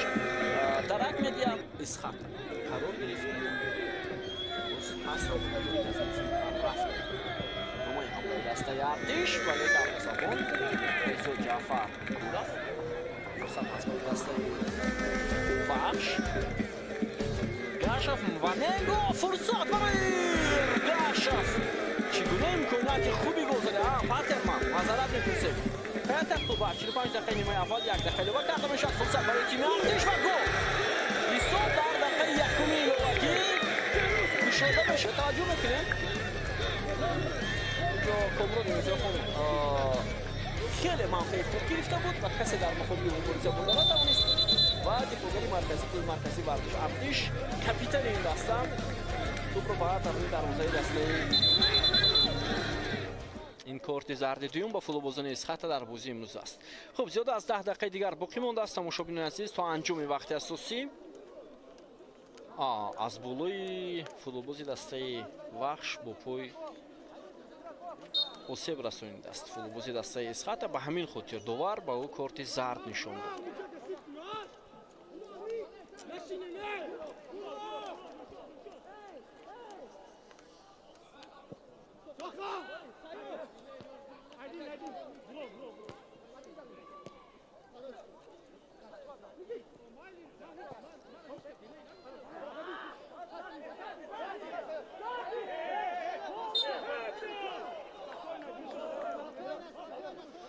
боз хато ва ин дафъа аз ҷониби футболбози дастаи Вахш. инҷо дар ҳайати дастаи Вахш ҳам бозингар иваз шуда будааст. Мирзо Муҳаммад Абдураҳмонов таҳти рақами 14 ҳоло дар майдон аст ва чанд лаҳза пештар ба майдон омадааст. ман бори аввал мебинам рости гап. Мирзо Муҳаммад Абдураҳмонов таҳти рақами 14 дар ҳайати дастаи Вахш киро иваз карда бошад ҳоло мебинем.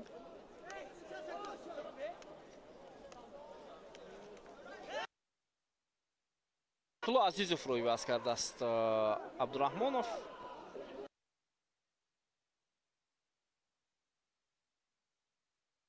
ва Резо Ҷаъфар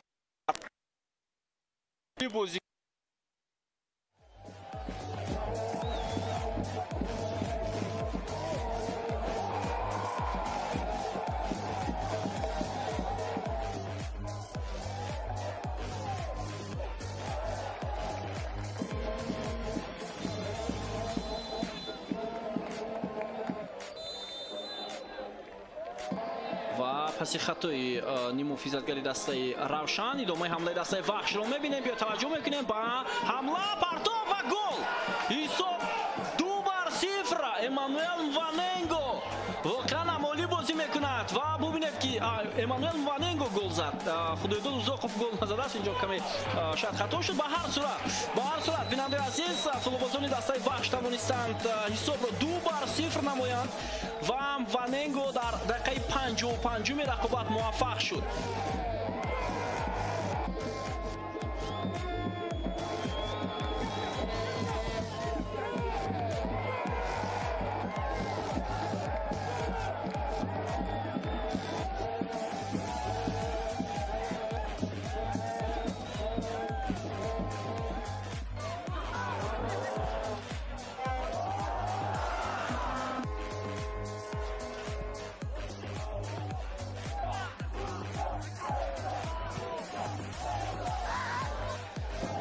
партовиу ба дохили ҷаримагоҳи Евгений Гриценко ва гол. Хатои дарвозабони дастаи Равшан Хайриддин Турахонов ҳисобро 3-0 мекунад. ва ин фикр мекунам поёни ин рақобат ҳам ҳаст. зарбаи кунҷӣ ва Евгений Гриценко хато мекунад ва тӯбро ба даруни дарвоза ирсол менамояд Хайриддин Турахонов.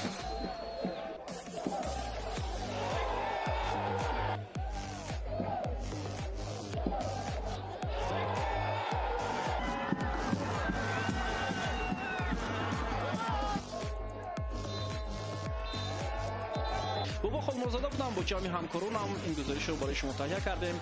تا گزارش‌های نوبتی صحتمند و پیروز باشید.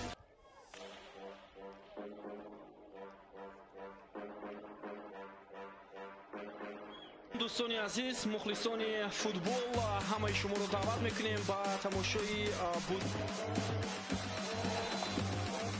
Сунатулла Азизов. ирсоли тӯб бисёр олӣ ба паҳлӯи чапи майдон. Олосалиддин Эргашев ҳаракат мекунад, метавонад пас бидиҳад. Ваненго гол! ҳисоб 1-0. футболбозони дастаи вахш дарвозаи Евгений Гриценкоро рахна мекунанд ва шодиву нишони онҳо ҳадду канор надорад. бинандаи азиз, футболбозе ки соли гузашта дар ҳайати дастаи Равшан ҳунар намоӣ мекард. бисёр олӣ, комбинатсияи хеле ҳам зебо. Салоиддин Эргашев аз паҳлӯи чапи майдон ҳоло муваффақ мешуд.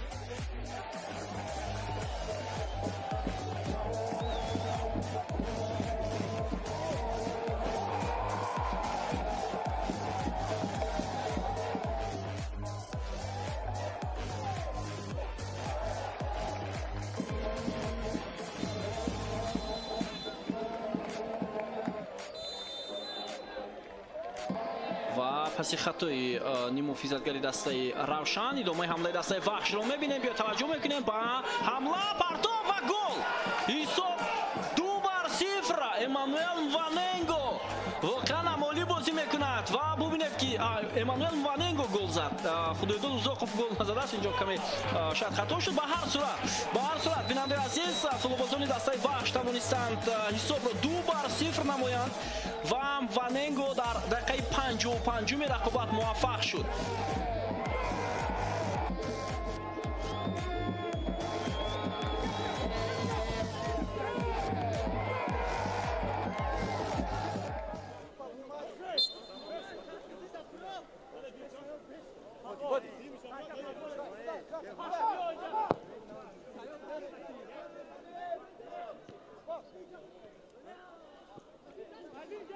جهانگیر ارگاشف امکانیت ادامه دادن حمله هست. صبورов، امیرجان سفارов خیلی خوب میگذارد بازیگر دسته وحش رو، ولی پرتابی رو دفاعگر دسته وحش بیرون میکند. باز هم امکانیت ادامه دادن حمله برای فوتبالبازان دسته اسخاتا و جهانگیر ارگاشف خیلی موقعیت خوب گرفت بازیگر رقم 62 دسته اسخاتا، اما موفق نشد.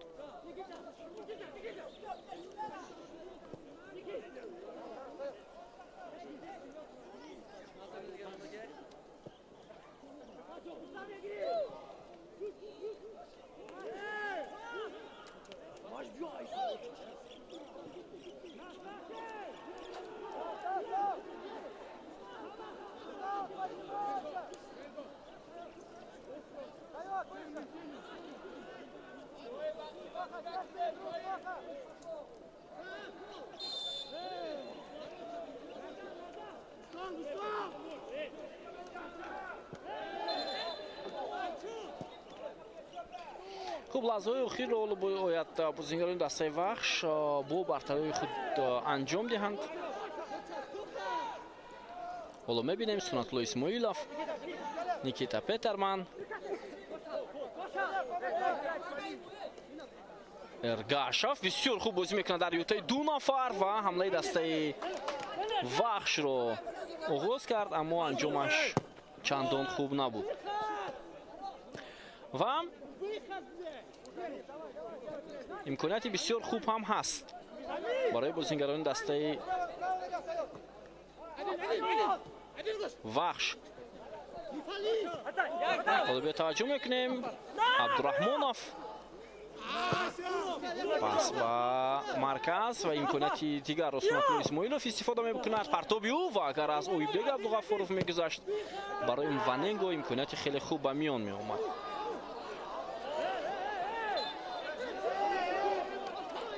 توبرابای خوب هم بود از جانب سایدچو بوزوروف ولی بازیگر اسخط خود را از پای افتانید. به توجه می‌کنیم به لحظه تکرار اما به تو هم نرسیده از سایدچو بوزوروف.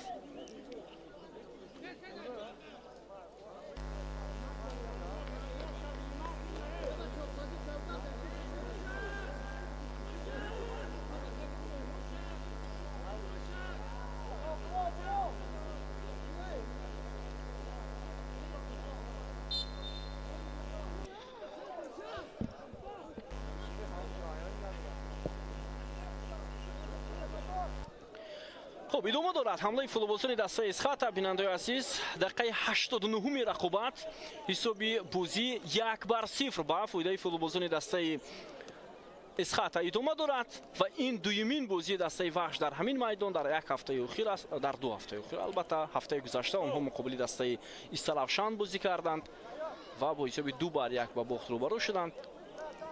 دقیقه 89 رفته ایستاده است چطوری که ما شما متوجه میشویم. فردوس چخالов پرتاب از اوت با جریمه‌گوی دسته وحش. امکانیت ادامه دادن حمله هست. چخالов و توپ از میدان بیرون می شود.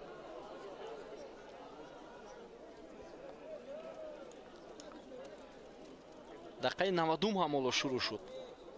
چخالov که کمک میکنند با او سفاروف.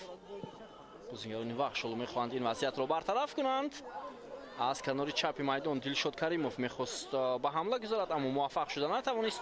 سنت‌الله اسماعیلوف ارسال توپ با ایمانوئل وننگو در مقابل دو بازیگر دسته اسخط. پاس بسیار خوب امکانیت برای وحش و اما سایدچو بوزوروف.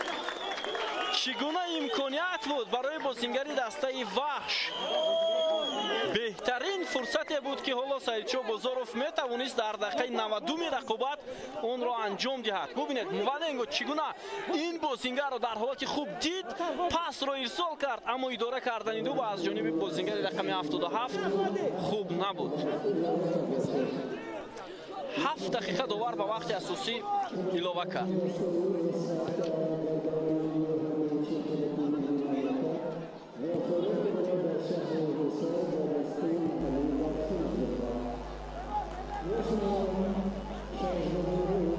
ادامه حمله اسخط. یک فرصت برای امیرجان سفاروف ولی سرگئی یاورسکی و بعدا دروازه‌بان رضا جعفر بسیار عالی بازی میکنند و این وضعیت رو برطرف نمود. سعیدی کووس شد توپ رو بسیار عملی او دلیر امام نظرов امکانیت بسیار خوب برای اسخط ولی امام نظرов هم توپ رو از دست میدهد. 7 دقیقه حساس 7 دقیقه بسیار مهم برای هر دو دسته. اینجا نافهمی عبدالصمد صمدov و عبدالرحمانوف است.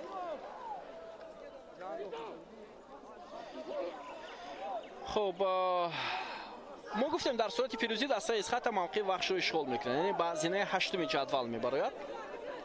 دسته اسخط با 8 امتیاز و امتیازش برابر میشد با استرافشان.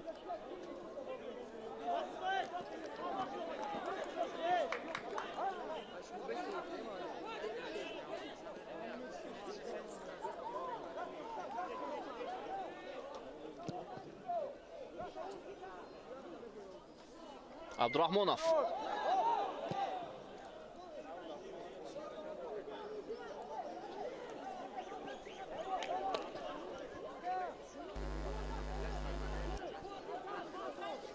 امکانیت هست برای بازیگران دسته وحش.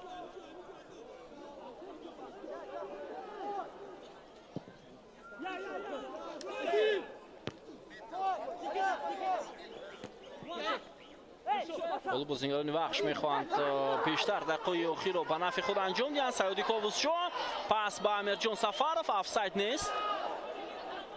ادامه حمله رو میبینیم تا اون که جانب دوور اشاره کند بازیگر اسخط میباید حمله رو ادامه دهد اما این طور نشد.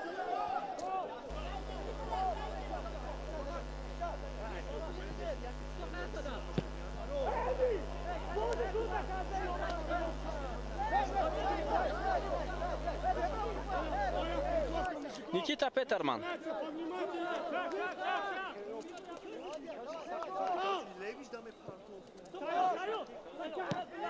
واننگو بسیار دقل بازی کرد و این حتی فکر میکنم ارزنده کورت زرد هم هست و گلمرد صدلو این لحظه رو خیلی خوب بها داد چونکه پای گذاشته بازیگری دسته وحش بسیار نادرست هم بود. ببینید من فکر میکنم ارزنده کورت زرد بود بازیگری دسته وحش. بله اینجا اکنون داور کورت زرد با بازیگری خط دفاعی دسته وحش میدهد با نیکیتا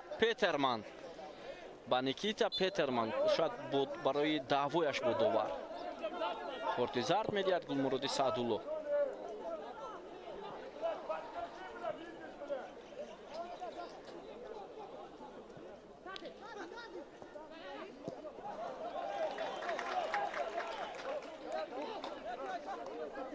خب دقیقه 94 بازی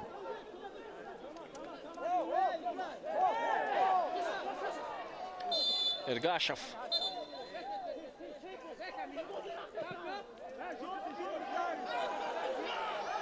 بازیگر دسته وحش حالا اعتراض میکند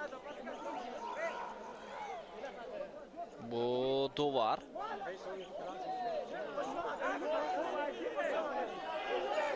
و دعوا با داوری کنار است. کورت زرد اینجا با دروازه‌بان احتیاطی دسته وحش سردار قبولجانов برای دعوایش با داور کورت زرد میگیرد. دروازه‌بان احتیاطی دسته وحش.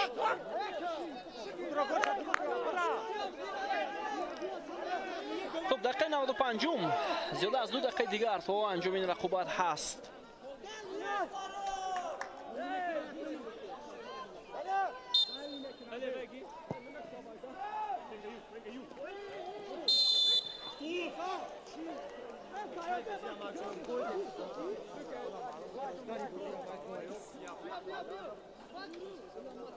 خب بیایید میبینیم اینجا برای ویران کردن قاعده بازی که امانوئل واننگو مقابل دفاعگری دسته اسخط داشت داور بازی رو باز داشت یعنی ضربه جریمه‌ای با فایده فوتبالبازی دسته اسخط داد. Oyбek Abdug'afforov ادامه حمله دسته اسخط عبدالصمد صمدов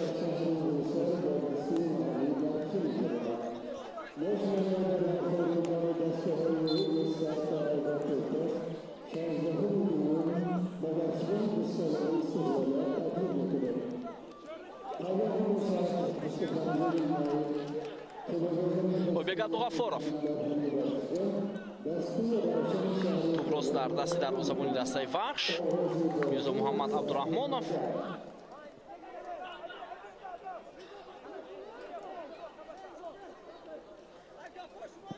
رضا جعفر واننگو امکانیت هست برای بازیگران دسته وحش صلاح‌الدین ارگاشف سعید بازارов میرов باز هم ارگاشف امانوئل واننگو پایش میلغزد امانوئل واننگو رو و اینجا داور ضربه جریمه‌ای میدهد با فایده دسته وحش. شاید آخرین فرصت هست. اینجا ضربه هم زده است رستم صبورов با پای فوتبالبازی دسته وحش. در لحظه تکرار این چیز بر اعلی مشاهده می شود. خب ثانیه‌های با شما رو باقی مانده است مشاهدین عزیز. و امکانیت بسیار خوب برای بازیگران دسته مهمان. سعیدشاه بازارов در نزد توپ و حالا میبینیم که بازارов چگونه ضربه خود را انجام میدهد. خب سعیدشاه بازارов پرتاب خیلی هم بلند، امکانیت برای دسته وحش و صلاح‌الدین ارگاشев میتوانست حالا در دقیقه 97 رقابت حساب را برابر کند. ببینید چگونه شانسی خوب داشتن بازیگران وحش، ولی ضربه صلاح‌الدین ارگاشев خطا میرود. بهترین امکانیت برای فوتبالبازان دسته وحش بود.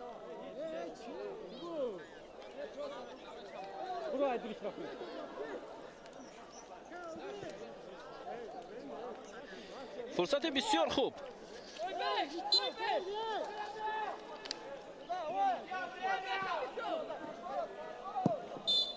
و همینطور صدایشتکی داور گلمراد سعدالله از انجام وقت اساسی بازی درک میدهد. حساب 1-0 با فایده دسته اسخط به انجام میرسد با یک گل زده فتح‌الله‌یف بیننده عزیز و اسخط مخلصان این دسته رو با این غلبه تبریک میکنیم. و وحش بسیار خوب هم بازی کرد اما آنها نتوانستند فرصت های خود را خوبتر استفاده برند. بیننده عزیز و ارجمند در همین جا گزارش مستقیم به انجام میرسد. پگاه در همین میدان بازی دسته های خوجند و روشن برگزار میشد. همه شما رو دعوت میکنیم به تماشای این رقابت. بابا خالمرادزاده با جمع همکارانم بودم که این بازی رو برای شما پیشنهاد کردیم. تا گزارش‌های نوبتی صحتمند و پیروز باشید. خیر.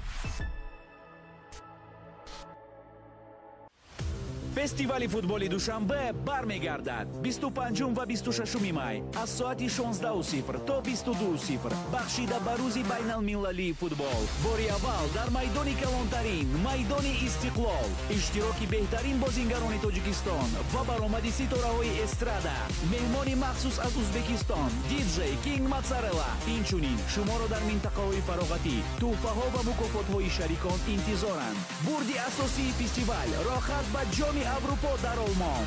муфассалтар дар рақамҳои 987 91 55 55.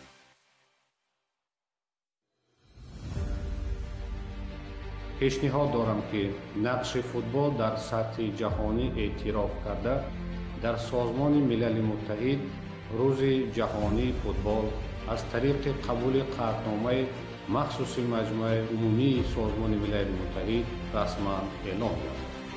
Генеральная ассамблея приступает к принятию решения по проекту резолюции А-78